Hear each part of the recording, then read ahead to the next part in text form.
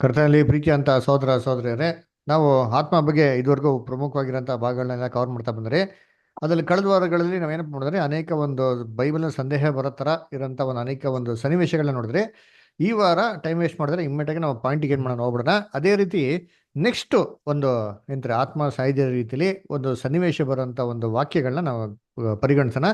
ಅದು ನಮ್ಗೆಲ್ಲಪ್ಪ ಕೊಟ್ಟಿದ್ದಾರೆ ಅಂತಂದ್ರೆ ಏನ್ರಿ ಒಂದು ಪೇತನ ಪುಸ್ತಕ ಕೊಟ್ಟಿದ್ದಾರೆ. ಅದಕ್ಕಿಂತ ಮುಂಚೆ ದಯವಿಟ್ಟು ನಮ್ಮ ಯೂಟ್ಯೂಬ್ ಚಾನಲ್ ಸಬ್ಸ್ಕ್ರೈಬ್ ಮಾಡಿ ಇದನ್ನೆಲ್ಲರಿಗೂ ಹಂಚ್ಕೊಳ್ಳಿ.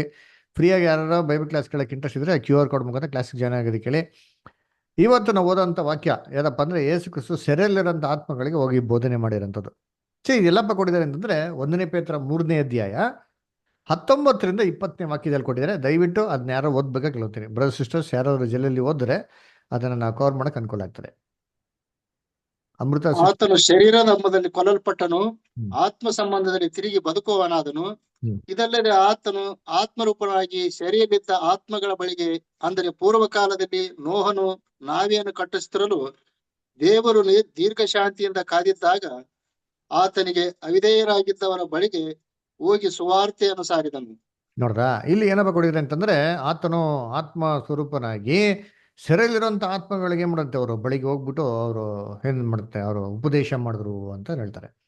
ಸರಿ, ಈ ಆತ್ಮನೇ ಸಾಯ್ತಾರೆ ಅಂತಂದ್ಮೇಲೆ ಈ ಸೆರೆಯಲ್ಲಿರೋಂಥ ಆತ್ಮಗಳೇನಪ್ಪ ಇದು ಅಲ್ವರ? ಇವ್ರಿಗೋಗ್ಬಿಟ್ಟು ಕ್ರಿಸ್ತನ್ ಹಿಂಗೆ ಬೋಧನೆ ಮಾಡಕ್ ಸಾಧ್ಯ ಅಲ್ವರ? ಕರ್ತನಲ್ಲಿ ಪ್ರೀತಿ ಅಂತ ಸೋರಸಗಳೇ, ನಾವು ಇದೇನಪ್ಪ ಅಂತ ನೋಡಕ್ ನಾವು ಸ್ವಲ್ಪ ನಾವು ಯೋಧನ ನಾವು ತಿಳ್ಕೊಬೇಕು ಅಲ್ವರ? ಇದೇನಿದು ಸೆರೆಯಲ್ಲಂತ ಆತ್ಮಗಳು ಅಲ್ರ? ಅದಕ್ಕೇನು ತಿಳ್ಕೊಂಡ್ಬಿಡ್ತಾರೆ, ಬ್ರದರ್, ಕೆಲವೊಂದು ಆತ್ಮಗಳು ಅದು ಪರಲೋಕಕ್ಕೆ ಹೋಗಲ್ಲ, ನರಕಕ್ಕೆ ಹೋಗಲ್ಲ, ಅದು ಏನಂತಾರೆ ಒಂದು ಉದ್ಧರಿಕಾ ಸ್ಥಳ ಅಂತಿದೆ, ಅಲ್ಲಿ ಇರುತ್ತವೆ ಅಂತ ಸ್ಪೆಷಲ್ ಆತ್ಮಗಳು. ಅದು ನೀತಿನೂ ಅಲ್ಲ ಅನೀತಿನೂ ಅಲ್ಲ, ಅದು ಸ್ಪೆಷಲ್ ಆಗಿದೆ ಒಂದು ಕ್ಯಾಟಗರಿ. ಅದಕ್ಕೆ ಅಲ್ಲಿ ಹೋಗ್ತಾ ಇರ್ಬೇಕಾದ್ರೆ ಪರಲೋಕ ಹೋಗ್ತು ಸೆಂಟ್ರಲ್ ಒಂದು ಜಾಗ ಸಿಗ್ತದೆ. ಆ ಜಾಗದಲ್ಲಿರೋಂಥ ಒಂದು ಆತ್ಮಗಳಿಗೆ ಕ್ರಿಸ್ತನ ಹೋಗಿ ಬೋಧನೆ ಮಾಡಿದ ತಕ್ಷಣ ಎಷ್ಟೋ ಆತ್ಮಗಳು ಮಾನಸ ಅಂತ ಅಂದ್ಬಿಟ್ಟು ಅವ್ರೇನಾಗ್ಬಿಟ್ರು, ಹಂಗೆ ಕ್ರಿಸ್ತನ ಜೊತೆಗೆ ಪರಲೋಕಕ್ಕೆ ಹೋಗ್ಬಿಟ್ರು ಅಂತ ಎಷ್ಟೋ ಜನ ಉಪದೇಶ ಮಾಡ್ತಾರೆ. ಸರಿ, ಇದು ಯಾರಿದ ಆತ್ಮಗಳು ಅಂತ ನಾವೇ ಮಾಡಬೇಕು, ಓದ್ಬೇಕು. ನೋಡಿ, ಇದುವರೆಗೂ ನಾವು ಹೇಳ್ಕೊಟ್ಟಿದ್ದೀವಿ. ಹೇಗೆ ಹೇಳ್ಕೊಟ್ಟಿದ್ದೀವಿ ಅಂದರೆ, ಸತ್ಯವೇದನ ಹೇಗೆ ಓದೋದು, ಸತ್ಯವೇದನ ಓದ್ಬೇಕಾದ್ರೆ ಇಲ್ಲಿ ಸ್ವಲ್ಪ ಅಲ್ಲಿ ಸ್ವಲ್ಪ ಏನು ಮಾಡಕ್ಕೆ ನಾವು ಓದಬೇಕು. ಸತ್ಯವೇದ ವಾಕ್ಯಗಳ ಮುಖಾಂತರ ಕ್ಲೀನಾಗಿ ಮಾಡ್ತಾವೆ ಪರಿಗಣಿಸಿ, ಕ್ಲೀನಾಗಿ ಅರ್ಥಭರಿತವಾಗಿ ಮಾಡಕ್ಕೆ ನಾವು ಓದಬೇಕು ಅಲ್ಲರ? ಅದಕ್ಕೆ ಹೆಂಗೆ ಓದೋದು ಅಲ್ಲರ? ಯೆಹೋವನ ಶಾಸ್ತ್ರ ಹುಡುಕಿ ಓದಿರಿ ಅಂತ ಹೇಳ್ತಾರೆ. ನಾವೇನು ಮಾಡಬೇಕು, ಹುಡುಕಿ ಓದಬೇಕು ಅಲ್ಲರ? How to study Bible 10 points ಕೊಟ್ಟಿದ್ದೀರಿ ನಿಮ್ಗೆ ಅರ್ಥ ಮಾಡ್ಕೊಳಕ್ಕೆ ಹೇಗೆ ಅಂತ. ಇದರಲ್ಲಿ ಆ ವಾಕ್ಯನ ಇನ್ನೊಂದು ಸತಿ ಓದೋಣ, ಅಲ್ಲೇ ನಮಗೆ ವಾಕ್ಯದ ಅರ್ಥ ಕ್ಲೀನಾಗಿ ಕೊಟ್ಟಿದೆ. ದಯವಿಟ್ಟು ಇನ್ನೊಂದು ಸತಿ ಓದ್ಬೇಕು, ಕೇಳ್ಕೊತೀರಿ. ಆತನು ಶರೀರ ಸಂಬಂಧದಲ್ಲಿ ಕೊಲ್ಲಲ್ಪಟ್ಟನು, ಆತ್ಮ ಸಂಬಂಧದಲ್ಲಿ ತಿರುಗಿ ಬದುಕುವವನಾದನು. ಇದಲ್ಲದೆ ಆತನು ಆತ್ಮರೂಪನಾಗಿ ಸೆರೆಯಲ್ಲಿದ್ದ ಆತ್ಮಗಳ ಬಳಿಗೆ, ಅಂದರೆ ಪೂರ್ವ ಕಾಲದಲ್ಲಿ ನೋಹನು ನಾವೆಯನ್ನು ಕಟ್ಟಿಸುತ್ತಿರಲು ದೇವರು ದೀರ್ಘಶಾಂತಿಯಿಂದ ಕಾದಿದ್ದಾಗ ಆತನಿಗೆ ಅವಿಧೇಯರಾಗಿದ್ದವರ ಬಳಿಗೆ ಹೋಗಿ ಸುವಾರ್ತೆಯನ್ನು ಸಾರಿದನು. ನೋಡ್ರ, ಅಲ್ಲಿ ಏನ್ ಹೇಳ್ತಾರೆ ಅಂತಂದ್ರೆ, ಏನಪ್ಪ ಆತ್ಮಗಳ ಬಳಿಗೆ ಅಂತ ಹೇಳ್ತಾರೆ. ಯಾರು ಇದು ಆತ್ಮಗಳು ಅಂತಂದ್ರೆ ಅಲ್ಲೇ ಕೊಟ್ಬಿಟ್ಟಿದ್ದಾರೆ ನೋಡ್ರಿ. ಇದು ಡೆಫಿನೇಷನ್ ಏನಂತ ಕೊಟ್ಟಿದ್ದಾರೆ ಅಂತಂದ್ರೆ, ಅಂದರೆ ಪೂರ್ವ ಕಾಲದಲ್ಲಿ ನೋವನು ನಾವೆಯನ್ನು ಕಟ್ಟುತ್ತಿರಲು ದೇವರ ದೀರ್ಘ ಶಾಂತಿಯಿಂದ ಕಾದಿದ್ದಾಗ ಆತನಿಗೆ ಅವಿಧರಾಗಿರುವಂತ ಆತ್ಮಗಳ ಬಳಿಗೆ ಹೋಗಿ ಸುವಾರ್ತೆನ ಸಾರಿದ್ರು ಅಂತ ಕೊಟ್ಟಿದೆ. ಅಂದ್ರೆ ಇದು ಯಾವ ಆತ್ಮಗಳಪ್ಪ ಅಂದ್ರೆ, ಇದು ಪರ್ಟಿಕ್ಯುಲರ್ ಆಗಿರೋಂಥ ಆತ್ಮಗಳ ಬಗ್ಗೆ ಕೊಟ್ಟಿರ್ತೀನಿ ನೋಡಿರ್ತೀನಿ ಅಲ್ವರ? ಇದು ಎಲ್ಲರೂ ಅಲ್ವಂತರಿ ಅಲ್ರ? ಏನಂತ ಹೇಳ್ತಾರೆ ಇಲ್ಲಿ, ಕರ್ತನಲ್ಲಿ ಪ್ರೀತಿ ಅಂತ ಸೋದರಗಳೇ, ನೋವನ ಕಾಲದಲ್ಲಿ ಅದರ ನಾವೇ ಕಟ್ಟಿದ್ರಲ್ಲ, ಆವಾಗ ದೇವರು ತುಂಬಾ ದೀರ್ಘ ಶಾಂತಿಯಿಂದಲ್ಲ, ಆ ಒಂದು ಕಾಲದಲ್ಲಿ ಯಾರು ದೇವರಿಗೆ ಅವಿದ್ಯರಾಗಿದ್ರು ಆ ಆತ್ಮಗಳಿಗೆ ಬಳಿಗೆ ಮಾತ್ರ ಹೋಗಿ ಏನ್ ಮಾಡಿದಂತ ಇವ್ರು ಹೇಳಿರೋದು. ಯಾಕಪ್ಪ ಅವ್ರಿಗೆ ಮಾತ್ರ ಹೇಳ್ಬೇಕು? ನೋಡಿರ್ತೀನಿ, ಇದು ನೋಡಿರ್ತೀನಿ ಯೋಜನೆ ಏನ್ರಿ, ಯೇಸು ಕ್ರಿಸ್ತು ಬರೋದಕ್ಕಿಂತ ಮುಂಚೆ 2 ಕಾಲಗಳಿತ್ತು ಅಂತ ಹೇಳ್ತಾರೆ. ಒಂದು ಮೋಸೆ ಬಂದಿದ ಮೇಲೆ ನ್ಯಾಯ ಪ್ರಮಾಣ ಕಾಲ ಇತ್ತು. ನ್ಯಾಯ ಪ್ರಮಾಣ ಕೊಡೋದಕ್ಕಿಂತ ಮುಂಚೆ ಯಾವ ಪ್ರಮಾಣನೂ ಇಲ್ವಲ್ಲ, ಸತ್ಯವೇದನೆ ಇಲ್ವಲ್ಲ. ಅವಾಗ ಇದ್ದಿದ್ದು ಮನಸ್ಸಾಕ್ಷಿಯ ಕಾಲ ಇತ್ತು ಅಲ್ವರ? ಆ ಮನಸ್ಸಾಕ್ಷಿ ಆಧಾರದ ಮೇಲೆ ಆ ಮನುಷ್ಯರು ಏನು ಕ್ರಿಯೆಗಳು ಮಾಡ್ತಾರೋ, ತಪ್ಪುಗಳು ಮಾಡ್ತಾರೋ ತಕ್ಕಂತೆ ಅವ್ರಿಗೆ ತೀರ್ಬೇಕು ಅಂತ ಮನಸ್ಸಾಕ್ಷಿ ಕಾಲ. ಓಕೆ, ಇಲ್ಲಿ ಇದು ಆದಾಮಿಂದ ಮೋಸೆ ಅವ್ರಿಗೆ ಏನಾಗ್ತದೆ, ಮನಸ್ಸಾಕ್ಷಿ ಕಾಲ ಇತ್ತು ಅಲ್ವರ?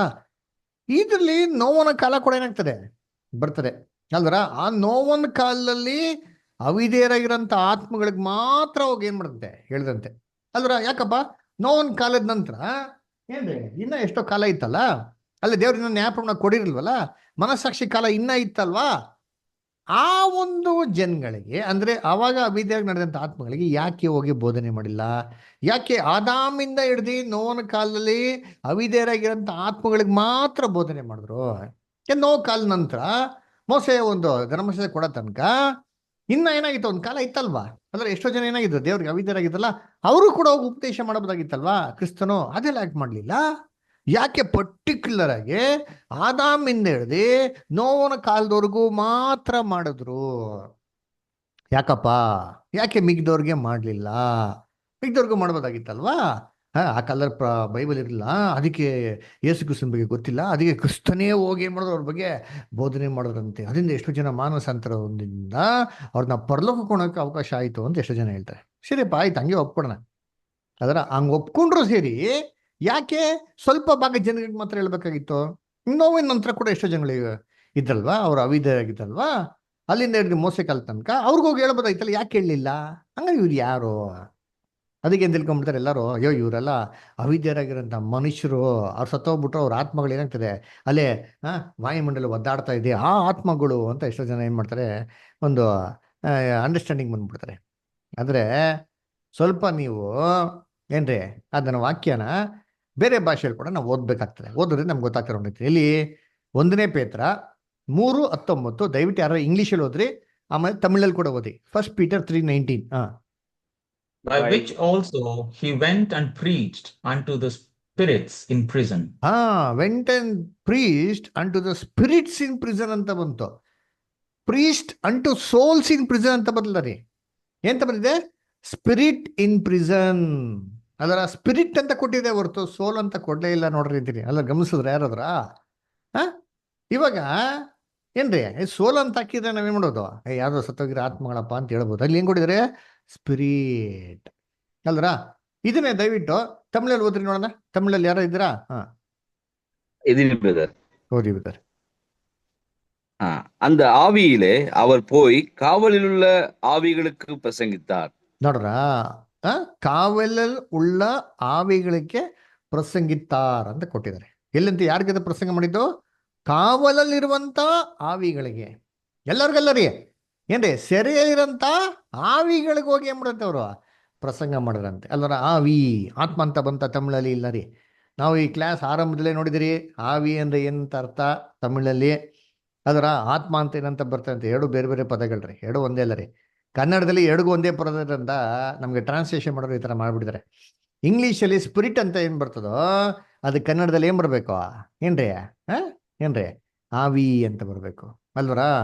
ಏನ್ರಿ ಅದನ್ನ ಏನ್ ಮಾಡ್ಬಿಟ್ರು ಅಂದ್ರೆ ಇವಾಗ ತೆಗೆದ್ಬಿಟ್ಟು ಆತ್ಮ ಅಂತ ಹಾಕ್ಬಿಟ್ರು ಅಲ್ವರ? ಇದಕ್ಕೆ ಏನಿಲ್ಲ, ಇದು ಜಾಸ್ತಿ ಏನು ಕನ್ಫ್ಯೂಷನ್ ಇಲ್ಲ ರೀ. ಅದರ ಟ್ರಾನ್ಸ್ಲೇಷನ್ ಹೆಂಗೆ ಇರಲಿ, ಈ ಒಂದು ವಾಕ್ಯದಲ್ಲಿ ಅರ್ಥ ಅಲ್ಲೇ ಇದೆ.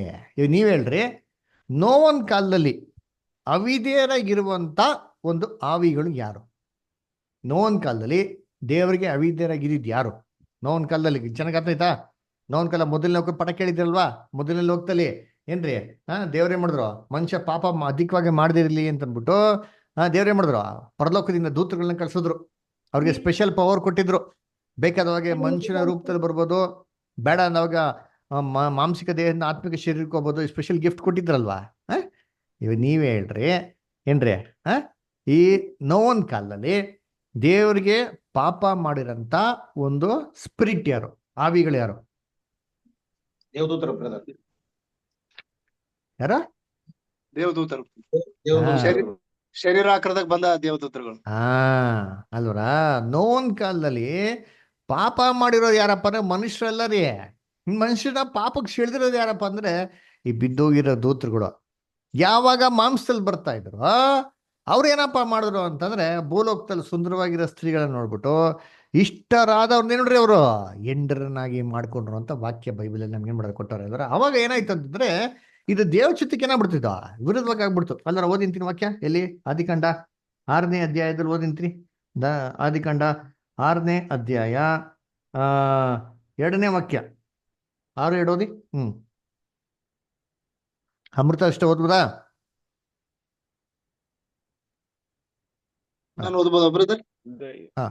ದೈವಪುತ್ರರು ಮನುಷ್ಯ ಪುತ್ರಿಯರ ಸೌಂದರ್ಯವನ್ನು ನೋಡಿ ತಮಗೆ ಇಷ್ಟರಾದರವನ್ನು ಹೆಂಡತಿಯರಾಗಿ ಮಾಡಿಕೊಂಡರು.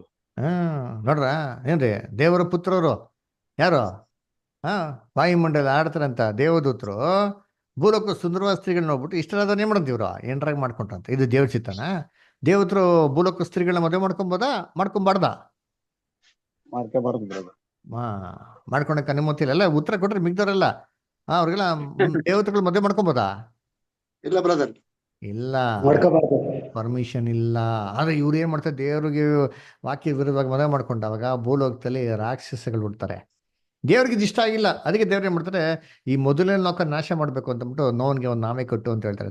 ನಾಮೆ ಕಟ್ಬಿಟ್ಟು ಎಲ್ಲಾ ಪ್ರಾಣಿಗಳನ್ನ ಹೊಡ್ಕೊಂಡು ಹೋಗ್ತಾರೆ. ಅವಾಗ ಏನ್ ಮಾಡ್ತಾರೆ, ದೇವ್ರು ಭಯಂಕರವಾಗಿಂತ ಬಳೆ ಮಾಡ್ತಾರೆ 40 ದಿನ 40 ಹಗಲು ರಾತ್ರಿ.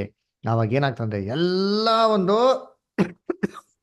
ಏನ್ರಿ ರಾಕ್ಷಸಗಳು ಜಳೆ ಪಲೆ ಸತ್ತೋಗ್ಬಿಡ್ತಾರೆ ಅದರ. ಆದ್ರೆ ಈ ರಾಕ್ಷಸಗಳೆಲ್ಲ ಸತ್ತೋಗ್ತಾರೆ, ರಾಕ್ಷಸ ರಕ್ತ ಇರೋಂತ ಎಲ್ಲ ಮನುಷ್ಯರು ಸತ್ತೋಗ್ತಾರೆ. ಆದರೆ ಏನ್ರಿ ದೇವದೂತರು ಸತ್ತೋಗ್ತಾರ ಅಂತಂದ್ರೆ ಇಲ್ಲ ರೀ. ಈ ದೇವದೂತರುಗಳಿಗೆಲ್ಲ ಮಾಂಸದಲ್ಲಿ ಬಂದು ಮಾಂಸಿಕ ಶರೀರ ಆತ್ಮಿಕ ಶರೀರಕ್ಕೆ ಸ್ಪೆಷಲ್ ಗಿಫ್ಟ್ ಇತ್ತು. ಯಾವಾಗ ಜಳಪಳೆ ಬಂತೋ ಮಾಂಸಿಕ ಶರೀರದಲ್ಲಿರೋಂಥ ಎಲ್ಲ ದೂತರುಗಳು ಮಾರ್ಪಾಡಾಗಿ ಆತ್ಮಿಕ ಶರೀರಕ್ಕೆ ಚೇಂಜ್ ಆಗ್ಬಿಟ್ರು. ಭೂಲೋಕದ ಜಳಪಳೆಯಿಂದ ಎಸ್ಕೇಪ್ ಆದ್ರು. ಎಸ್ಕೇಪ್ ಆಗಿ ಎಲ್ಗಪ್ಪ ಹೋದ್ರು, ಪರಲೋಕಕ್ಕೆ ಹೋದ್ರು ಅಂದ್ರೆ ಇಲ್ಲ ರೀ, ದೇವ್ರ ಪರಲೋಕಕ್ಕೆ ಸೇರಿಸ್ಕೊಂಡಿಲ್ಲ.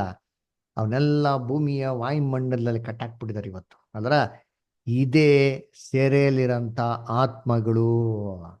ಅರ್ಥ ಆಯ್ತಾ? ಇವರೇ ಆ ಸೆರೆಯಲ್ಲಿರಂತೇನ್ರಿ ಆತ್ಮಗಳು. ಕೆಲವೊಂದು ವಾಕ್ಯ ಓದೋಣ.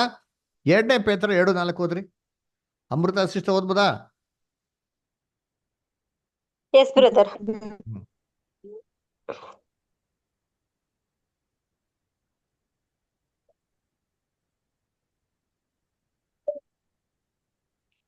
ಹೇಗೆಂದರೆ ದೇವದೂತರು ಪಾಪ ಮಾಡಿದಾಗ ದೇವರು ಅವರನ್ನು ಸುಮ್ಮನೆ ಬಿಡದೆ ನರಕಕ್ಕೆ ದೊಬ್ಬಿ ನ್ಯಾಯ ತೀರ್ಪನ್ನು ಹೊಂದುವುದಕ್ಕೆ ಇಡಲ್ಪಟ್ಟವರಾಗಿರಬೇಕೆಂದು ಕತ್ತಲೆ ಗುಂಡಿಗಳಲ್ಲಿ ಒಪ್ಪಿಸಿದನು.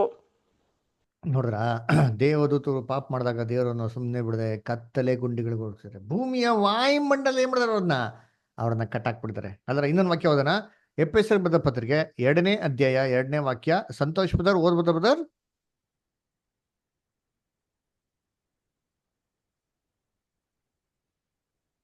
ಎಫೆಸರ್ ಬರೆದ ಪತ್ರಿಕೆ 2ನೇ ಅಧ್ಯಾಯ 2ನೇ ವಾಕ್ಯ ಬರ್ತಾರೆ. ಬ್ರದರ್ ಅವ್ರು ಸ್ವಲ್ಪ ಬ್ಯುಸಿ ಆಗಿದ್ದಾರೆ. ಓಕೆ, ಪ್ರೇಮ ಸಿಸ್ಟರ್ ಓದ್ಬೋದಾ?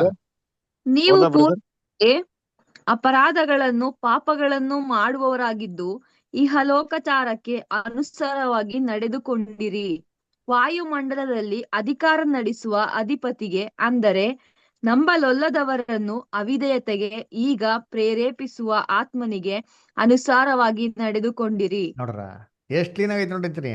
ವಾಯುಮಂಡಲ ಅಧಿಕಾರ ಸಂತ ಅಧಿಪತಿಗೆ, ಅಂದರೆ ಯಾರಪ್ಪ ಅಂದ್ರೆ ನಂಬಲಲ್ಲದವರನು, ಅಲ್ಲಿಂದನೇ ವಾಯುಮಂಡಲದನೇ ಅವಿಧೇಯತೆಗೆ ಪ್ರೇರಣೆ ಮಾಡಂತ ಏನಂತೆ ದುಷ್ಟ ಆತ್ಮ ರೀ. ಅದರ ಏನ್ರಿ, ಈ ದುಷ್ಟ ಆತ್ಮಗಳು ಎಲ್ಲೈತೆ ಏನ್ರಿ, ವಾಯುಮಂಡಲ ಐತೆ ನೋಡಿರ್ತೀರಿ. ಅದರ ಈ ಒಂದು ದುಷ್ಟ ಆತ್ಮಗಳಿಗೆ ಕ್ರಿಸ್ತನ ಹೋಗ್ಬಿಟ್ಟು ಏನ್ ಮಾಡಿದ್ರು ಅಲ್ಲಿ ಉಪದೇಶ ಮಾಡಿದ್ರು. ಹೆಂಗ್ ಉಪದೇಶ ಮಾಡಿದ್ರು ಏನ್ರಿ?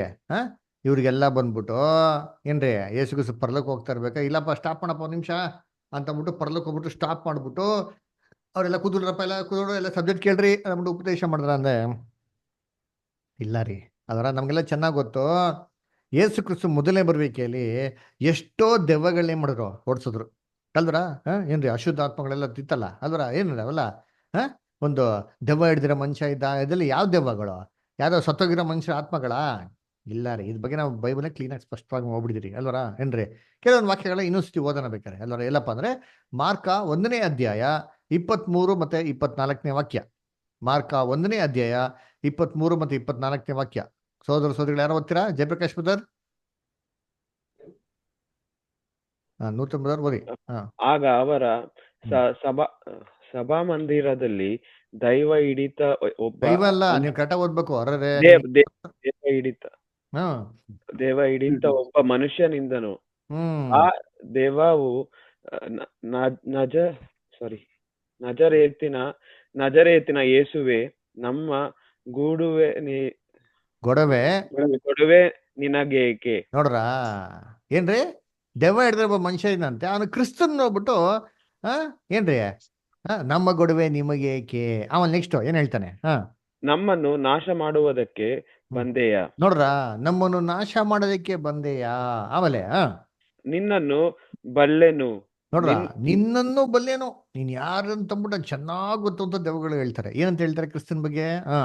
ನೀನು ದೇವರು ಪ್ರತಿಷ್ಠಿಸಿದವನೇ. ಪ್ರತಿಷ್ಠಿತನು. ಅದರ ನೀನ್ ಯಾರಪ್ಪ ಅಂದ್ರೆ ದೇವರ ಪ್ರತಿಷ್ಠಿತನು, ದೇವರ ಕುಮಾರನು ಅಂತ ಅಂದ್ಬಿಟ್ಟು ದೆವ್ವಗಳಿಗೆ ಸಾಕ್ಷಿ ಕೊಡುತ್ತೆ. ಎಂದು ಈ ಕೂಗಿ ದೆವ್ವಗಳಿಗೆ ಏನ್ರಿ ಕ್ರಿಸ್ತನು ಏನ್ರಿ ದೇವರ ಮಗ ಅಂತ ಹೆಂಗ್ ಗೊತ್ತು? ಅದ್ ಹೆಂಗ್ ಸಾಕ್ಷಿ ಕೊಡಕ್ ಸಾಧ್ಯ? ಯಾಕಂದ್ರೆ ಈ ದೇವದೂತರುಗಳೆಲ್ಲ ಒಂದು ಕಾಲದಲ್ಲಿ ಯಾರ ಜೊತೆಗಿದ್ದವ್ರೆ? ಕ್ರಿಸ್ತನ ಜೊತೆಗಿದ್ದವ್ರು. ಭೂಮಿಗೆ ಅಸ್ಥಿಬರ ಜೊತೆಗಿದ್ರಲ್ಲ ದೇವದೂತರುಗಳು, ಮುಂಜಾನೆ ನಕ್ಷತ್ರಗಳೆಲ್ಲ ಒಟ್ಟಾಗಿ ಸೇರಿ ಕೂಡಿ ಹಾಡಾಡ್ದಂತ ಬೈಬಲ್ ವಾಕ್ಯ ಇದೆಯಲ್ವಾ? ಓದ್ರಿ ನೋಡೋಂತೀನಿ ಎಲ್ಲಿ? ಕೀರ್ತನೆ ಅಂತೀನಿ, ಯೋಬನ ಪುಸ್ತಕ ನೋಡಿರ್ತೀನಿ. ಯೋಬ 38 ಓದಿ. ಯೋಬ 38ನೇ ಅಧ್ಯಾಯ. ಒಂದು ನಿಮಿಷ.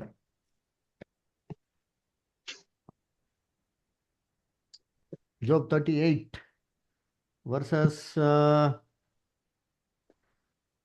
7. ಭೂಲೋಕದ ಸುಣ್ಣಪಾದಗಳು ಯಾವುದರಲ್ಲಿ ನೆಲೆಗೊಂಡವು? ಅದರ ಮೂಲೆಗಳನ್ನು ಹಾಕಿದವರು ಯಾರು? ಸಮುದ್ರವು ಗರ್ಭವನ್ನು ಭೇದಿಸಿಕೊಂಡು ಬರಲು ಅದರ ದ್ವಾರಗಳನ್ನು ಮುಚ್ಚಿದವರು ಯಾರು? ಓಕೆ, ಒಂದು ಕೆಲಸ ಮಾಡಿ, 6ನೇ ವಾಕ್ಯನ ಓದ್ಕೊಂಬನಿ ಕನ್ನಡದಲ್ಲಿ. ಮುಂಜಾನೆ ನಕ್ಷತ್ರಗಳು ಒಟ್ಟಾಗಿ ಉತ್ಸಾಹ ಧ್ವನಿ ಎತ್ತುತ್ತಾ ದೇವಕುಮಾರರೆಲ್ಲರೂ ಆನಂದ ಘೋಷ ಮಾಡುತ್ತಾ ಇರಲು. ನೋಡ್ರ, ಮುಂಜಾನೆ ನಕ್ಷತ್ರಗಳು ಇಬ್ರವ್ರೆ, ಅವರು ಮತ್ತೆ ಎಲ್ಲಾ ದೇವಪುತ್ರರು ಯಾರು ದೇವದೂತರುಗಳೆಲ್ಲ ಭೂಮಿಗೆ ಫೌಂಡೇಶನ್ ಹಾಕ್ಬೇಕಾದ್ರೆ ಸಂತೋಷನ ಉತ್ಸಾಹ ಧ್ವನಿ ಎತ್ತುತ್ತಾ ಸಂತೋಷವಾಗವ್ರೆ ಅಲ್ವಾ? ಹಂಗಾರೇನು ಇವರೆಲ್ಲ ಒಂದ್ ಕಾಲದಲ್ಲಿ ಒಳ್ಳೆಯವರಾಗಿರ್ಬೇಕಾದ್ರೆ ಕ್ರಿಸ್ತನ ಜೊತೆಗೇನೆ ಇದಾರೆ ನೋಡಿದ್ದೀನಿ. ಯಾಕೆ ಕ್ರಿಸ್ತನ ಸೃಷ್ಟಿ ಮಾಡಿರೋರು, ದೇವರ ಸರ್ವವನ್ನು ಕ್ರಿಸ್ತನ ಮುಖಾಂತರ ಕ್ರಿಸ್ತನ್ಗಾಗನೇ ಸೃಷ್ಟಿ ಮಾಡೋರಂತೆ. ಇವ್ರಿಗೆ ಕ್ರಿಸ್ತನ್ ಯಾರಂತ ಗೊತ್ತಿಲ್ವಾ? ಈ ದೆವ್ವಗಳಿಗೆ ಕ್ಲೀನಾಗಿ ಗೊತ್ತು ರೀ. ಅದಕ್ಕೆ ನೀನ್ ಯಾರೆಂದು ಬಲ್ಲೆನೋ, ನೀನು ಪ್ರತಿಷ್ಠಿತನೋ, ದೇವರಿಂದ ಅಭಿಷಕ್ತನೋ, ನೀನು ದೇವರ ಐಕ್ಯಕ್ಕೆ ಕುಮಾರ ಅಂತ ದೆವ್ವಗಳು ಏನ್ ಮಾಡ್ತಾರೆ? ಸಾಕ್ಷಿ ಕೊಡ್ತಾರೆ. ಯಾಕೆ ಆ ದೆವ್ವಗಳು ಹೇಳಿಲ್ಲ, ಅಯ್ಯೋ ನಾನು ಸತ್ತೋಗಿರೋ ಆತ್ಮ, ನನಗೆ ಒದ್ದಾಡ್ತಾ ಇದ್ದೀನಿ, ದಯವಿಟ್ಟು ನನಗೆ ಆತ್ಮಕ್ಕೆ ಶಾಂತಿ ಕೊಡಿ, ನಾನು ಏನಾಗ ಸತ್ತೋಗ್ಬಿಟ್ಟೆ, ನಾನು ಕೊಲೆ ಮಾಡ್ಬಿಟ್ರು ಅಂತ ಹೇಳ್ತಾ ಇದಾರೆ ಆತ್ಮಗಳ? ಒಂದು ಆತ್ಮನ ಕೂಡ ಇಲ್ಲ. ಯಾಕಪ್ಪ ಹೇಳಿಲ್ಲ? ಯಾಕಂದ್ರೆ ಅಲ್ವಲ್ಲ ಅದರ ಯಾಕಂದ್ರೆ ಬಿದ್ದೋಗಿರೋ ದೂತರುಗಳು ಇವೆಲ್ಲ ಮಾಡ್ತಾರೆ ಕೆಲಸಗಳರಿ ಅಲ್ವ? ಅದೇ ನೋಡ್ಬೇಕಾದ್ರೆ ಕರ್ತನಲ್ಲಿ ಪ್ರೀತಿ ಅಂತ ಸೋರಸುಗಳೇ, ಈ ಬಿದ್ದೋಗಿರೋ ದೂತರುಗಳ ದೇವರಿತ್ತು ವಾಯುಮಂಡಲ ಕಟ್ಟಾಕೋರೆ. ಈ ಬಿದ್ದೋಗಿರೋ ದೂತರುಗಳಿಗೆ ಮತ್ತೆ ಯೇಸು ಕ್ರಿಸ್ತ ಹೆಂಗ್ ಹೋಗಿ ಉಪದೇಶ ಮಾಡಿದ್ರು? ಸಬ್ಜೆಕ್ಟ್ ತೊಗೊಂಡ್ರ ಪರ್ಲಕ್ಕೆ ಹೋಗ್ತಿರ್ಬೇಕು ಕುದುರೆಲ್ಲ ಪಾಠ ಮಾಡ್ತೀನಿ ಅಂತಂದ್ರೆ ಇಲ್ಲ ರೀ. ಯೇಸು ಕ್ರಿಸ್ತದು ಗ್ರೇಟೆಸ್ಟ್ ಸಬ್ಜೆಕ್ಟ್ ಅಂದ್ರೆ ಏನ್ ಹೇಳ್ತಾರೆ? Greatest sermon. ಯೇಸು ಕ್ರಿಸ್ತ ಮಾಡಿದಂಥ ಎಲ್ಲ ಉಪದೇಶಗಳಲ್ಲಿ ತುಂಬಾ ಅಧಿಕವಾಗಿ ದೊಡ್ಡದಾಗಿರೋಂಥ ಉಪದೇಶ, ತುಂಬಾ ಶ್ರೇಷ್ಠವಾಗಿರೋ ಉನ್ನತವಾಗಿರೋ ಉಪದೇಶ. ಗೊತ್ತಾ ಉಪದೇಶ? ಕರ್ತನಲ್ಲಿ ಪ್ರೀತಿ ಅನ್ಸಗಳೇ, ಅದು ಕ್ರಿಸ್ತನ ಶಿಲ್ಬೆಯ ಮರಣದ ಉಪದೇಶ ರೀ. ಅದರ ಯೋಚನೆ ಮಾಡಿರ್ತೀನಿ, ದೇವರ ಕುಮಾರರು ಇವರು, ಅದರ ದೇವರ ಸ್ವರೂಪದಲ್ಲಿದ್ದು ಎಲ್ಲವೂ ದೇವರು ಇವ್ರಿಗಾಗೇನೆ, ಇವ್ರ ಮುಖಾಂತರನೇ ಎಲ್ಲವನ್ನ ಏನ್ ಮಾಡೋರು? ಸೃಷ್ಟಿ ಮಾಡೋರು ಅಂತೀನಿ.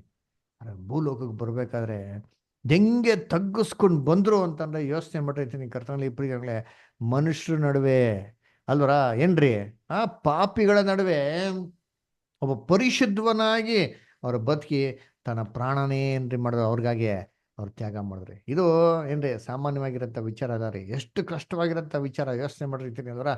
ನಿಮಗೇನಾರ ಬಂದ್ಬಿಟ್ಟು ಆಫ್ರಿಕಾ ದೇಶದಲ್ಲಿ ಹೋಗ್ಬಿಟ್ಟಪ್ಪ ನೀವು ಬಾಳಪ್ಪ ಅಲ್ಲಿರೋಂಥ ಟ್ರೈಬಲ್ ಪೀಪಲ್ ಜೊತೆಗೆ ಅಂತಾರೆ, ನೀವು ಇರ್ತಕ್ಕಂಥದ ಹೇಳ್ರಿ?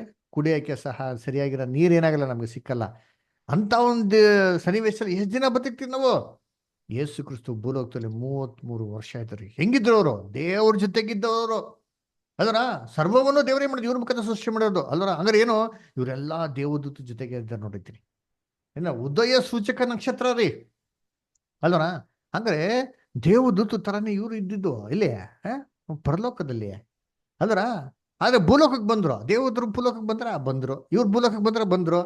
ದೇವತರು ಏನ್ ಮಾಡ್ತಾರೆ? ಭೂಲೋಕ ಸುಂದರ ಸ್ತ್ರೀಗಳು ನೋಡ್ಬಿಟ್ಟ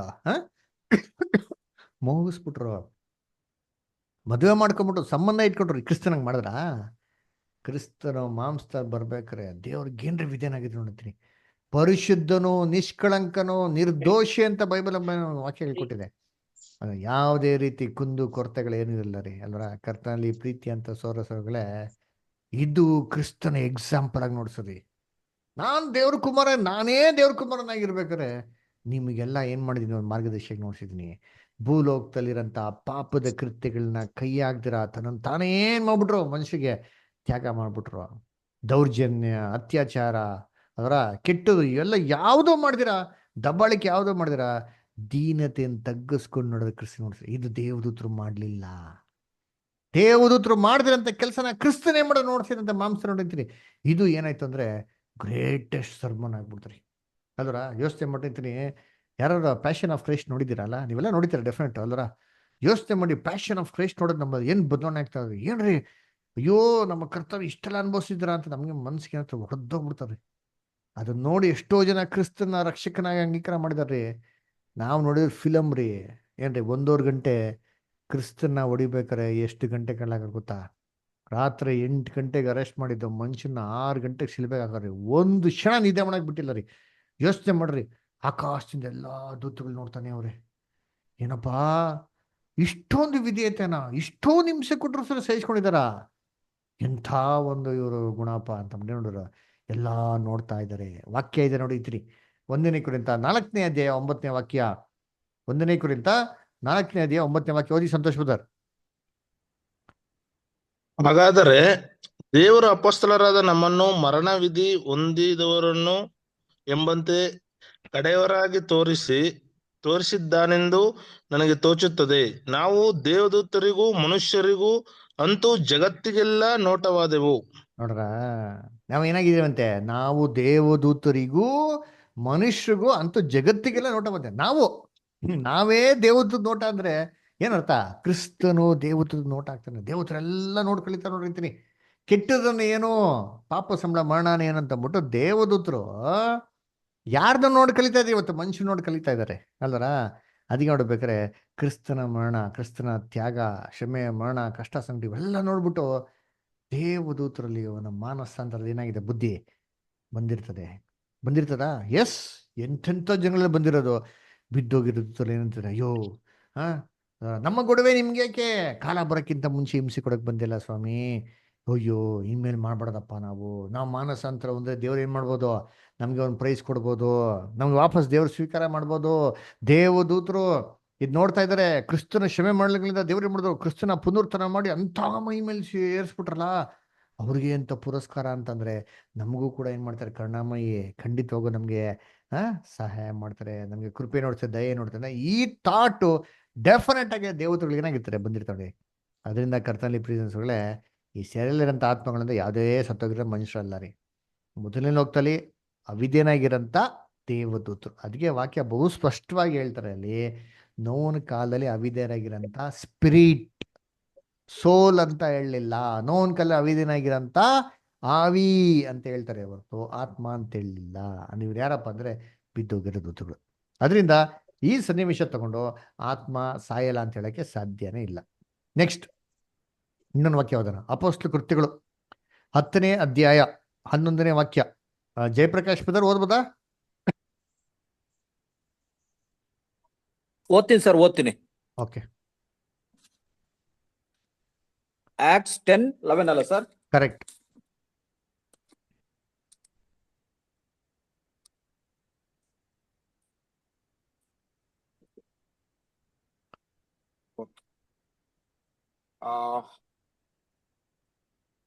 ಅವನು ಧ್ಯಾನ ಪರವಶನಾಗಿ ಆಕಾಶವು ತೆರೆದಿರುವುದನ್ನು 4 ಮೂಲೆಗಳನ್ನು ಹಿಡಿದಿದ್ದ ದೊಡ್ಡ ಜೋಳಿಗೆಯಂತಿರುವ ಏನೋ ಒಂದು ವಸ್ತುವು ಭೂಮಿಯ ಮೇಲೆ ಇಳಿಯುವುದನ್ನು ಕಂಡನು. ಕಂಟಿನ್ಯೂ.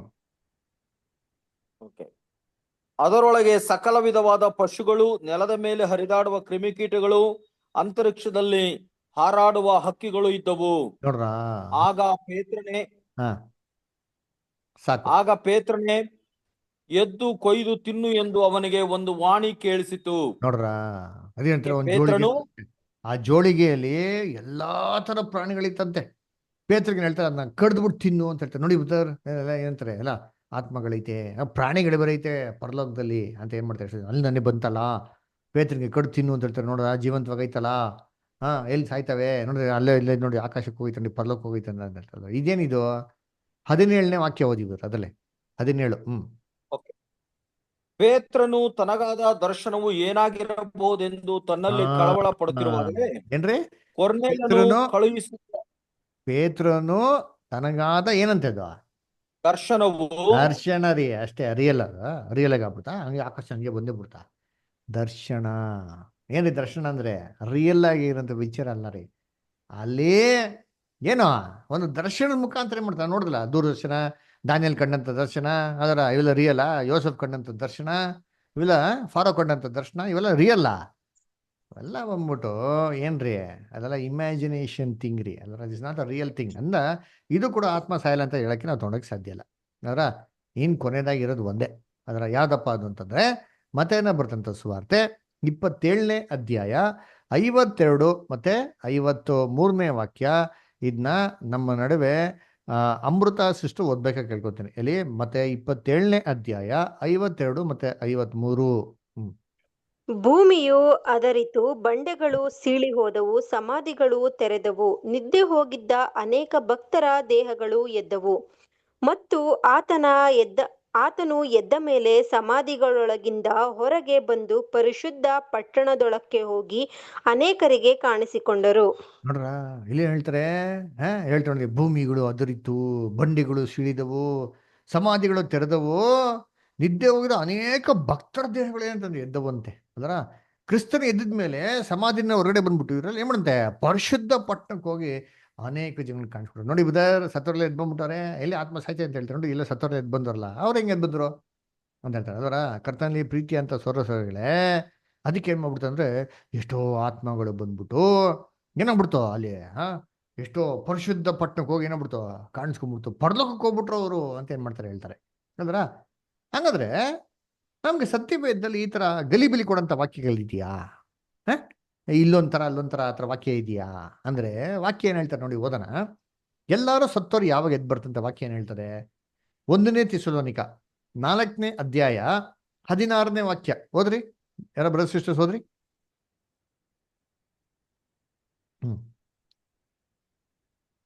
1ನೇ ಥೆಸಲೋನಿಕ 4:16 ಓದ್ರಿ. ಎಲ್ಲಿ Santosh brother, Jayaprakash brother, Prema sister ಎಲ್ಲ ಓದ್ರಿ.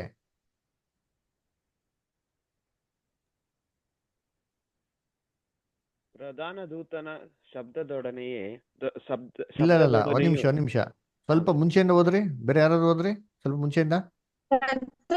ತಾನೇ ಆಜ್ಞಾಘೋಷದೊಡನೆಯೂ ಪ್ರಧಾನ ದೂತನ ಶಬ್ದದೊಡನೆಯೂ ದೇವದೂತರ ತುತ್ತೂರಿ ಧ್ವನಿಯೊಡನೆಯೂ ಆಕಾಶದಿಂದ ಇಳಿದು ಬರುವನು.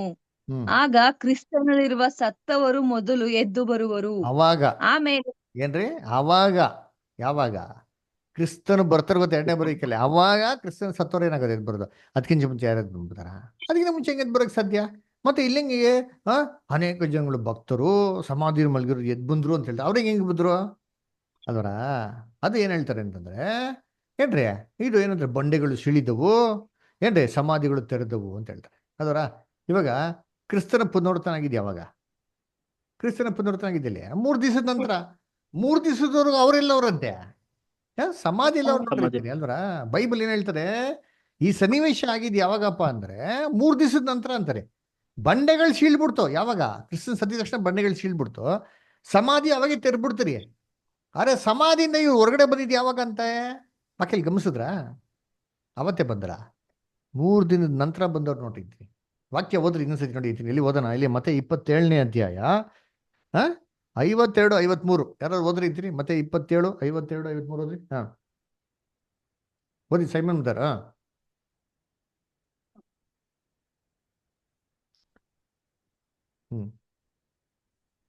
ಓದ್ರಿ ಸಂತೋಷ್ ಬ್ರದರ್, ಜಲ್ದಿ ಓದ್ಬೇಕು. ಬ್ರದರ್ ಹೇಳಿ ಬ್ರದರ್, ಸ್ವಲ್ಪ ಕಟ್ಟಾಗ್ಬಿಟ್ಟಿತ್ತು ವಾಕ್ಯ ಹೇಳಿ ಬ್ರದರ್. ಆತನು ಎದ್ದ ಮೇಲೆ ಸಮಾಧಿಗಳೊಳಗಿಂದ ಹೊರಗೆ ಬಂದು ಪರಿಶುದ್ಧ ಪಟ್ಟಣದೊಳಗೆ ಹೋಗಿ ಅನೇಕರಿಗೆ ಕಾಣಿಸಿಕೊಂಡರು. 52, 53 ಶತಾಧಿಪತಿಯು ಮತ್ತು ಅವನ ಸಂಗಡ ಸಿಸ್ಟರ್, ನಾನು ಯಾವ ವಾಕ್ಯ ಹೇಳ್ತೀನೋ ದಯವಿಟ್ಟು ಆ ವಾಕ್ಯ ಮಾತ್ರ ಓದಿ. 53 ಮಾತ್ರ ಓದಿ. ಆಗ ಈಗೋ ದೇವಾಲಯದ ತೆರೆಯು ಮೇಲಿಂದ ಕೆಳಗಿನವರೆಗೂ ಹರಿದು 2 ಭಾಗವಾಯಿತು. ಭೂಮಿ ಅದರಿತು, ಬಂಡೆಗಳು ಸೀಳಿ ಹೋದವು, ಸಮಾಧಿಗಳು ತೆರೆದವು, ನಿತ್ಯ ಹೋಗಿದ್ದ ಅನೇಕ ಭಕ್ತರ ದೇಹಗಳು ಎದ್ದವು. ಮತ್ತು ಆತನು ಎದ್ದ ಮೇಲೆ ಸಮಾಧಿಗಳೊಳಗಿಂದ ಹೊರಗೆ ಬಂದು ಪರಿಶುದ್ಧ ಪಟ್ಟಣದೊಳಗೆ ಹೋಗಿ ಅನೇಕರಿಗೆ ಕಾಣಿಸಿಕೊಂಡರು. ತಾಳ್ಮೆಯಿಂದ ಕೇಳಿಸ್ಕೊಡಿ. ಏನ್ ಹೇಳ್ತಿರಲ್ಲಿ? ಬಂಡೆಗಳು ಸೀಳ್ಬಿಟ್ಟಂತೆ, ಸಮಾಧಿಗಳು ತೆರೆದ್ಬಿಟ್ಟಂತೆ, ಇವರೆಲ್ಲ ಎದ್ ಬಂದ್ಬಿಟ್ರಂತೆ. ಆದ್ರೆ ಜನಗಳಿಗೆ ಹೋಗಿ ಕಾಣಿಸ್ಕೊಂಡಿದ್ ಯಾವಾಗ? ಇಮಿಡಿಯೇಟ್ ಆಗ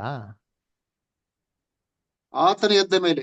ಆತನ ಎದ್ದ ಮೇಲೆ ಅಂಡರ್ಲೈನ್ ಮಾಡ್ಕೊಳ್ಳಿ, very very important point. Jesus Christ ಪುನರುತ್ಥಾನ ಆಗಿದ್ಮೇಲೆ, ಅಂದ್ರೆ 3 ದಿನ ಆಗಿದ್ಮೇಲೆ ಜನಗಳಿಗೆ ಮಾಡಿ ಇವರು ಕಾಣಿಸ್ಕೊಂಡ್ರಂತೆ. 3 ದಿನ ಇವ್ರು ಏನ್ ಮಾಡ್ತಾ ಇದ್ರು ಅಲ್ವಾ? ಸತ್ತವ್ರು ಯಾರು ಎದ್ ಬರಲ್ಲ ಅಂದ್ರೆ ಕ್ರಿಸ್ತನ ಎಡೆ ಬರೀಕಂದ್ರೆ ಇವ್ರು ಹೆಂಗೆ ಎದ್ ಬಂದ್ರು? ಮತ್ತೆ ಎದ್ ಬೈದ ತಕ್ಷಣ ಇಮ್ಮಿಡಿಯೇಟ್ ಹೋಗಿ ಕಾಣಿಸ್ಕೊಬೇಕಾಯ್ತಲ್ಲ, ಯಾಕೆ ಕಾಣಿಸ್ಕೊಡ್ಲಿಲ್ಲ? ಮತ್ತೆ ಇದೇನಿದು? ಇಲ್ಲ ಏನೋ ಒಂದು ಇದೆ ಅಲ್ವಾ, ಏನಿದು ಅಂತ ನೋಡಿದ್ರೆ, ಕರ್ತನಲ್ಲಿ ಪ್ರೀತಿ ಅಂತ ಸ್ವರ್ಗಳೇ, ಇಲ್ಲಿ ಬಂಡೆಗಳು ಸೀಳಿತು, ಸಮಾಧಿಗಳು ತೆರೆದವು ಅಂತ ಹೇಳ್ತಲ್ಲ. ಇದೇನಿದು ಬಂಡೆ ಸಮಾಧಿ ಏನು ಅಲ್ವಾ? ನಾವು ಏನಪ್ಪ ಮಾಡಬೇಕು ಅಂತಂದ್ರೆ, ಸಮಾಧಿ ಅಂದ್ರೆ ಆ ಕಾಲದಲ್ಲಿ ಹೆಂಗಪ್ಪ ಇತ್ತು ಅಂತ ಫಸ್ಟ್ ಅರ್ಥ ಮಾಡ್ಕೋಬೇಕು. ಆ ಕಾಲದಲ್ಲಿ ಸಮಾಧಿ ಹೆಂಗ್ರಿ? ನಮ್ದು ಇದೆಲ್ಲ ಸಮಾಧಿ, ಹರಿಶ್ಚಂದ್ರ ಘಾಟ ಐತೆ ಸಮಾಧಿ. ಆ ಥರ ಅಂದ್ರೆ ಇಲ್ಲ ರೀ. ನಮ್ಗೆಲ್ಲ ಐತೆ ಸಮಾಧಿ. ಹೆಂಗಿದೆ ಅಂದ್ರೆ ಏನ್ರಿ, ಮಣ್ಣು ತೋಡ್ಬಿಡ್ತಾರೆ, ಗುಂಡಿ ತೋಡ್ಬಿಟ್ಟು ನಮ್ನೇನ್ ಮಾಡ್ತಾರೆ, ಊತ್ ಬಿಡ್ತಾರೆ. ನಮ್ಮ ಪ್ರಕಾರ ಅದೇನ್ರಿ ಸಮಾಧಿ. ಆದರೆ ಕ್ರಿಸ್ತನ ಕಾಲದಲ್ಲಿ ಸಮಾಧಿ ಹಿಂಗಿರ್ಲಿಲ್ಲ. ಬಂಡೆಯಲ್ಲಿ ಏನ್ ಮಾಡಿದ್ರು ಗೊತ್ತಾ? ಬಂಡೆಯಲ್ಲಿ ಕ್ಲೀನಾಗಿ ಕೆತ್ಬಿಟ್ಟು ಆ ಬಂಡೆ ಒಳಗೆ ಏನ್ ಮಾಡ್ಬಿಡೋರು, ಅವ್ರನ್ನ ಒಂದು ಗುಹೆ ತರ ಇಟ್ಬಿಡೋರು. ಅದು ಪ್ರಕಾರ ಆಕ್ಚುಲಿ ಬೈಬಲ್ ಪ್ರಕಾರ ಸಮಾಧಿ. ವಾಕ್ಯ ಇದೆ, ಓದಿ ಇಲ್ಲಿ ಮತ್ತೆ 27ನೇ ಅಧ್ಯಾಯದಲ್ಲಿ 59 ಮತ್ತೆ 60ನೇ ವಾಕ್ಯ ಓದಿಂತೀನಿ. ಮ್ಯಾಥ್ಯೂ. ಯೋಸೇಫನು ಆ ದೇಹವನ್ನು ತೆಗೆದುಕೊಂಡು ಅದನ್ನು ಶುದ್ಧವಾದ ನಾರುಮಡಿಯಲ್ಲಿ ಸುತ್ತಿ ಬಂಡೆಯಲ್ಲಿ ತೋಡಿದ್ದ ತನ್ನ ಹೊಸ ಸಮಾಧಿಯಲ್ಲಿ ಇಟ್ಟು ಸಮಾಧಿಯ ಬಾಗಿಲಿಗೆ ದೊಡ್ಡ ಕಲ್ಲನ್ನು ಉರುಳಿಸಿ ಹೋದನು. ನೋಡ್ರ ಹೆಂಗಂತ ಇದು ಸಮಾಧಿ? ಬಂಡೆ ಒಳಗೆ ಏನಂತೆ? ಏನು ಎಲ್ಲ ಗಮಸರ ಇಲ್ಲ ಅಲ್ಲ, ಲೈನ್ ಇದೀರ ಇಲ್ಲ? ಎಂತ ಬಂತು? ಬಂಡೆಯಲ್ಲಿ ತೋಡಿದ್ದ ಅಂತ ಬರುತ್ತೆ. ಬಂಡೆಯಲ್ಲಿ ತೋಡಿದ ಸಮಾಧಿ. ಅಂಡರ್ಲೈನ್ ಮಾಡ್ಕೊಂಡ್ರೆ ಸಮಾಧಿ ಅಂದ್ರೆ ಬಂಡೆಯಲ್ಲಿ ತೋಡಿರೋದು, ಒಂದು ಗುಹೆ ತರ ಇರೋದು. ಇದು ಆಕ್ಚುಲಿ ಸತ್ಯವಾದ ಪ್ರಕಾರ ಸಮಾಧಿ ರೀ. ನಾವೆಲ್ಲ ನೋಡ್ತೀವಿ ಸಮಾಧಿ ರೋಡಲ್ಲಿ ಹಾಕ್ಬಿಟ್ಟು ಮಣ್ಣಲ್ಲಿ ಹಾಕ್ಬಿಡುದ್ರು, ಅದೆಲ್ಲ ಸಮಾಧಿ ಅಲ್ಲ ರೀ. ಅದಕ್ಕೆ ತಮಿಳಲ್ಲಿ ಚೆನ್ನಾಗಿ ಬರ್ತಾರೆ, ಕಲ್ಲರೈ ಅಂತ ಹೇಳ್ತಾರೆ. ಕಲ್ಲರೈ ಏನೇನು? ಕಲ್ಲಲ್ಲಿ ಅರ್ದಿರಂತ ಒಂದು ಸ್ಥಳನ ಕಲ್ ಅರೈ, ಕಲ್ನಾಲೆ ಅರಿக்கப்பಟ್ಟ ಒಂದು ಎಡಂ, ಅದ ಕಲ್ಲರೈ. ಅದು ಕಲ್ಲರೈ ಕರೆಕ್ಟಾಗಿ ನೋಡ್ತೀರಿ. ನಮ್ದೆಲ್ಲ ಮಣ್ಣರೆ.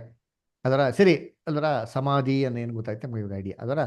ಸಮಾಧಿಗಳು ತೆರೆದು ಬಂಡೆಗಳು ಸೀಳ್ತಂತೆ, ಸಮಾಧಿಗಳು ಏನಾಯ್ತಂತೆ? ತೆರೀತಂತೆ. ಇದೇನಪ್ಪ ಸಮಾಧಿಗಳೆಲ್ಲಿದ್ದು ಇಲ್ಲಿ ಅಂತ ನೋಡಿದ್ರೆ, ಕ್ರಿಸ್ತರು ಸತ್ತಿದ್ದು ಯಾವ ಬೆಟ್ಟ? ಆ ಬೆಟ್ಟಕ್ಕೆ ಏನು ಹೆಸರು? ಕಲ್ವರಿ, ಗೊಲ್ಗೊಥಾ ಬೆಟ್ಟ. ಗೊಲ್ಗೊಥಾ ಅಂತ. ಗೊಲ್ಗೊಥಾ ಅನ್ನೋ ಪದ ಅರ್ಥ ಏನು?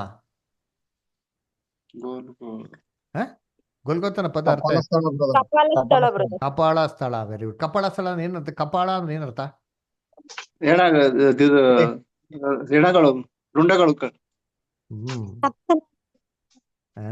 ಕುಷ್ಠರೋಗ ಬಂದಿರೋರ್ನ ತಕೊಂಡೋಗಿ ಇರ್ಸಿದ್ರು. ವಾಕ್ಯ ಓದ್ಬಿಡೋಣ. ಮತ್ತೆ 27:33 ಓದಿ. ಮ್ಯಾಥ್ಯೂ 27:33 ಓದ್ರಿ ಯಾರಾದ್ರು?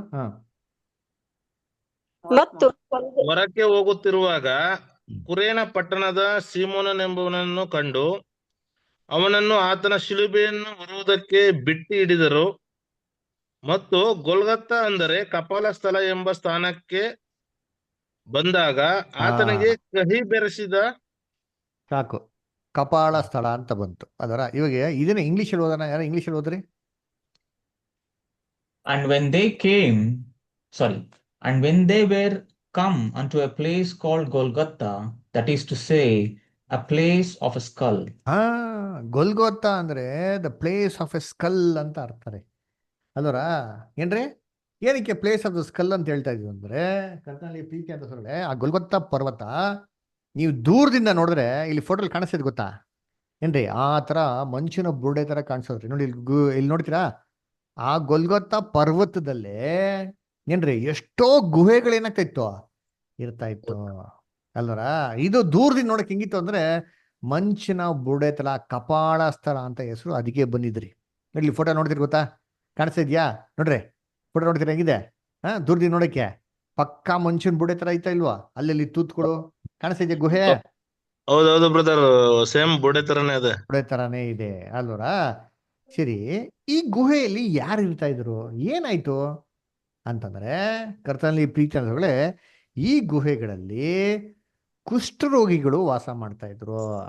ಯಾಕೆ ಕುಷ್ಠರೋಗಿಗಳು ವಾಸ ಮಾಡ್ತಾ ಇದ್ರು ಅಂದ್ರೆ ನೋಡಿ, ಇವಾಗ ಕಪಾಳ ಸ್ಥಳ ಅಲ್ವರ, ಯೇಸು ಕ್ರಿಸ್ತನ ಶಿಲ್ಬೆಗೆ ಹಾಕಿದ್ದು ನಗರದ ಒಳಗಡೆ ಹಾಕದ್ರ, ನಗರದ ಹೊರಗಡೆ ಹಾಕದ್ರ?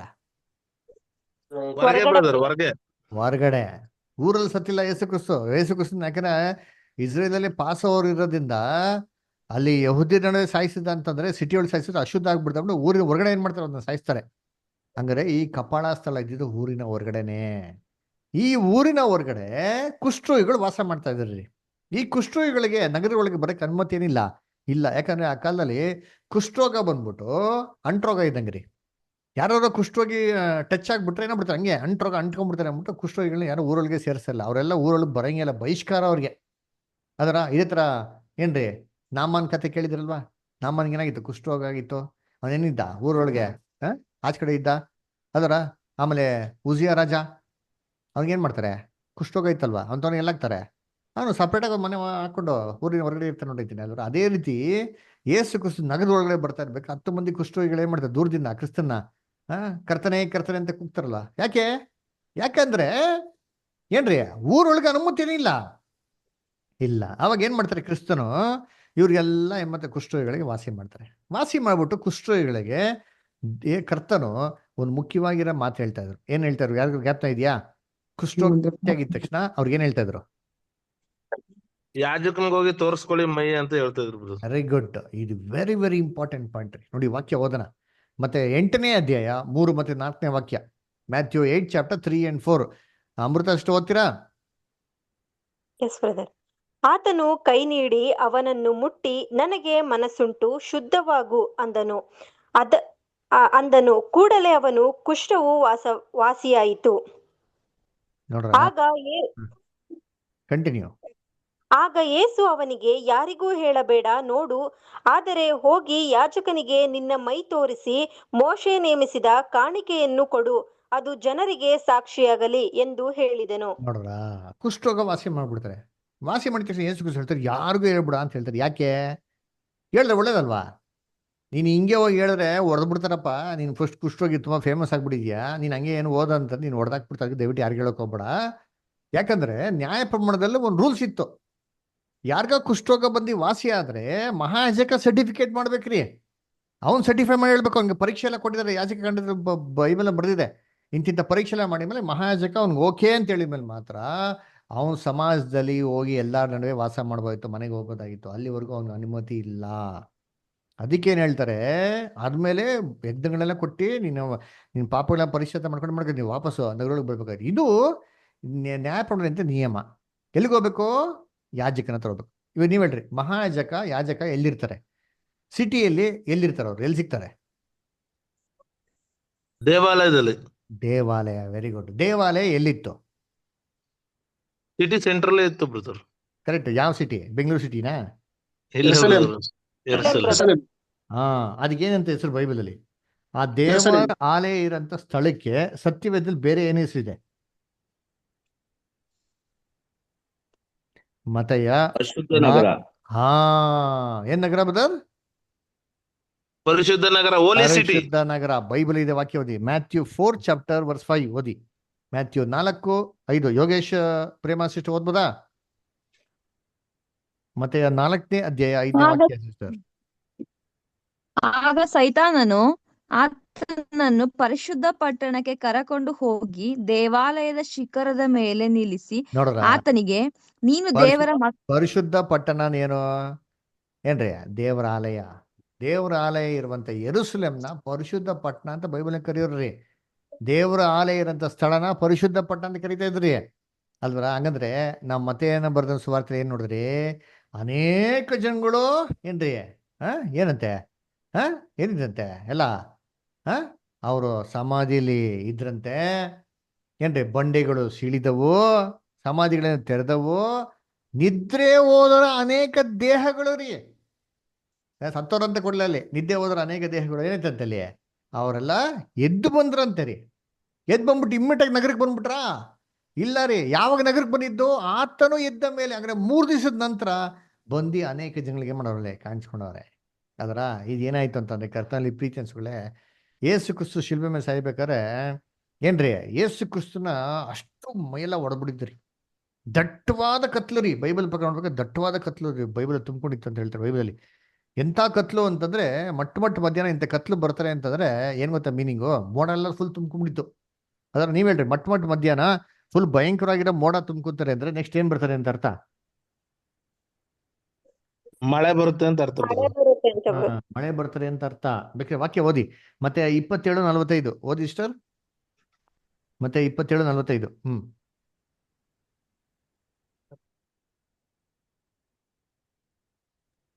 ಮಧ್ಯಾಹ್ನ 12 ಗಂಟೆಯಿಂದ 3 ಗಂಟೆಯವರೆಗೆ ಆ ದೇಶದ ಮೇಲೆಲ್ಲ ಕತ್ತಲೆ ಕವಿಯಿತು. ನೋಡ್ರ, ಕತ್ತಲೆ ಕವಿತೆ ಸುಮಾರು ಕವಿತು. ದಟ್ಟವಾದಂತ ಒಂದು ಮೋಡ ಏನಾಗಿದೆ ಬಂದಿ ಮುಚ್ಕೊಂಡಿದೆ. ಯಾವಾಗ ದಟ್ಟವಾದ ಮೋಡ ಬರ್ತದೆ ನೆಕ್ಸ್ಟ್ ಮಳೆ ಬರ್ತದೆ ಅಂತ ಅರ್ಥ. ಯೇಸು ಕ್ರಿಸ್ತರ ಮೈಯೆಲ್ಲ ಹೊಡೆದಿರೋ ಇದಕ್ಕೆ ಆ ದಟ್ಟವಾದ ಒಂದು ಮೋಡ ಬಂದು ಅವ್ರು ಸತ್ತೋಗಿದ ಪ್ರಾಣ ಬಿಟ್ಟಿದ ತಕ್ಷಣ ದೇವ್ರು ತನ್ನ ಕೋಪನ ಹೆಂಗೊತ್ತ ವ್ಯಕ್ತಪಡಿಸಿದ್ರು. ಬಂಡೆಗಳು ಸೀಳಿದವು, ಆಲಯದ ತೆರೆ ಏನಾಯ್ತಂತೆ ಹರಿದೋಯ್ತು, ಗುಡುಗು ಮಿಂಚು ಭಯಂಕರ ಮಳೆ ಏನಾಗಿರ್ತಾರೆ ಬಂದಿರ್ತಾರೆ ಅಂತೀನಿ. ಆ ಮಳೆಯಲ್ಲಿ ಕ್ರಿಸ್ತನ ಒಂದು ದೇಹದ ಮೇಲೆ ಬಿದ್ದಿ ಆ ರಕ್ತ ಎಲ್ಲ ಏನಾಗಿತ್ತು ಹಂಗೆ ಹರಿದೋಗಿರ್ತಾರೆ. ಹರಿದು ಎಲ್ಲಪ್ಪ ಹೋಗಿರ್ತಾರೆ ಅಂತಂದ್ರೆ ಯೇಸು ಕ್ರಿಸ್ತು ಇದ್ರು ಗೊತ್ತಾ ಏನ್ರಿ? ಆ ಒಂದು ಗೊಲ್ಗೊತ್ತಾ ಪರ್ವತ, ಆ ಒಂದು ಪರ್ವತದ ಏನ್ರಿ ಕೆಳಗಡೆ ಯಾರಿದಾರಲ್ಲಿ? ಕೆಳಗಡೆ ಯಾರಿದೆ ಅಂತ ನೋಡ್ತೀನಿ ಅಂದ್ರೆ ಕರ್ತನಲ್ಲಿ ಪ್ರೀತಿ ಅಂತ ಕುಷ್ಠರೋಗಿಗಳಿದಾರೆ ನೋಡ್ತೀನಿ. ಆ ಕುಷ್ಠರೋಗಿಗಳ ಮೇಲೆ ಏನಾಗಿರ್ತಾರ್ರಿ? ಈ ಒಂದು ನೀರಿನ ಮಿಶ್ರ ಅಂತ ರಕ್ತ ಅದು ಬಿದ್ದವಾಗ ಅವ್ರಿಗೆಲ್ಲ ಕಾಯಿಲೆಗಳು ಏನಾಗ್ತಾರೆ ವಾಸಿ ಆಗಿರ್ತಾರೆ. ಅದರ ಇದಕ್ಕೆ ಪ್ರೂಫ್ ಇದೆಯಾ ಅಂದ್ರೆ ಎಸ್ ಇದೆ ರೀ. ಇದು ನಮ್ಗೆಲ್ಲಪ್ಪ ಕೊಟ್ಟಿದ್ದಾರೆ ಅಂತಂದ್ರೆ ನೀವು ಬೆನರ್ ಅಂತ ಒಂದು ಪಿಕ್ಚರ್ ನೋಡಿರ್ಬೋದ್ರಿ.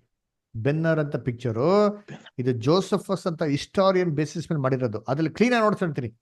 ಬೆನ್ನರ್ ಅವ್ರ ಫ್ಯಾಮಿಲಿ ಕುಷ್ಠರೋಗ ಬಂದು ಇದೇ ತರ ಗುಹೆಯಲ್ಲಿ ವಾಸ ಮಾಡ್ತಿರ್ತಾರೆ. ಆ ಊರಲ್ಲಿ ಅನುಮತಿ ಇಲ್ಲ.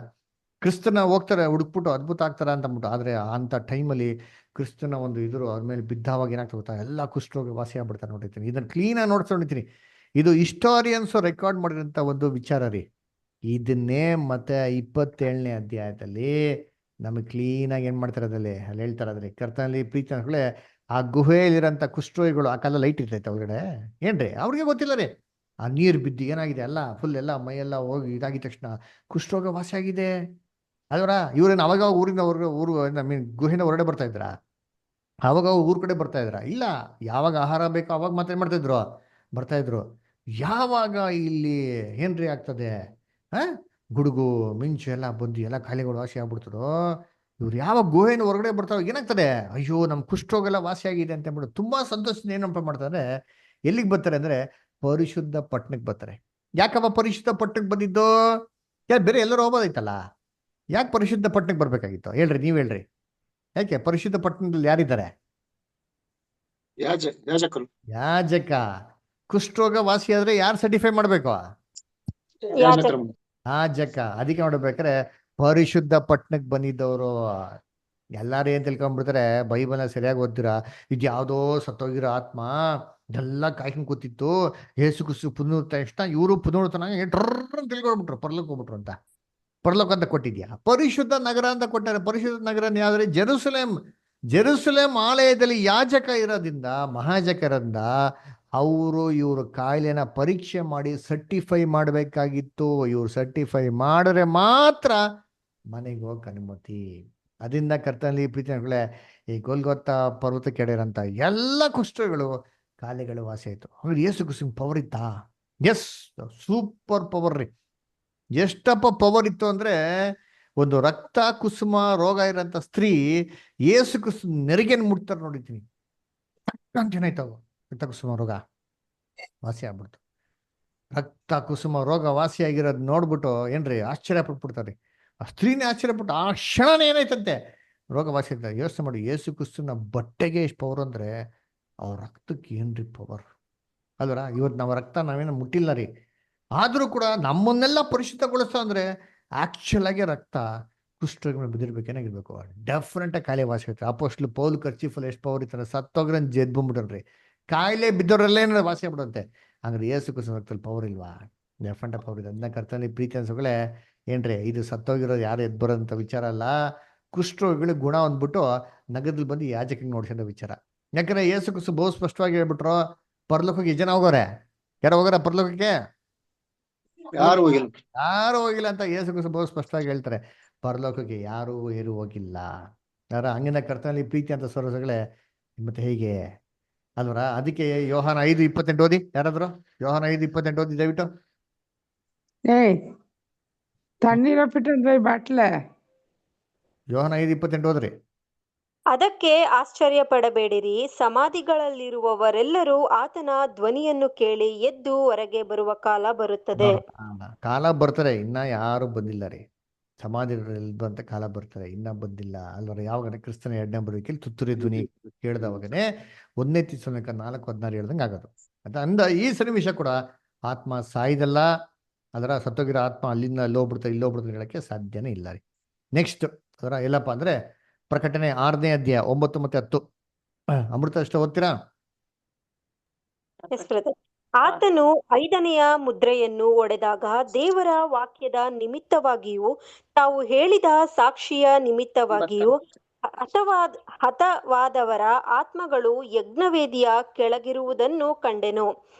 ಅವರು, ಒಡೆಯನೇ, ಪರಿಶುದ್ಧನೂ ಸತ್ಯವಂತನೂ ಆಗಿರುವಾತನೇ, ಭೂನಿವಾಸಿಗಳು ನಮ್ಮನ್ನು ಕೊಂದದ್ದಕ್ಕಾಗಿ ನೀನು ಎಷ್ಟು ಕಾಲದವರೆಗೂ ನ್ಯಾಯ ವಿಚಾರಿಸದೆಯೂ ಪ್ರತಿ ದಂಡನೆ ಮಾಡದೆಯೂ ಇರುವಿ ಎಂದು ಮಹಾಶಬ್ದದಿಂದ ಕೂಗಿದರು. ನೋಡ್ರ, ಏನು ಬಲಿಪೀಠಕ್ಕಿಡಂತ ಆತ್ಮಗಳು ಸತ್ತೋಗಿರೋ ಅಂತ ಕೊಟ್ಟೋಡಿದ್ರಿ.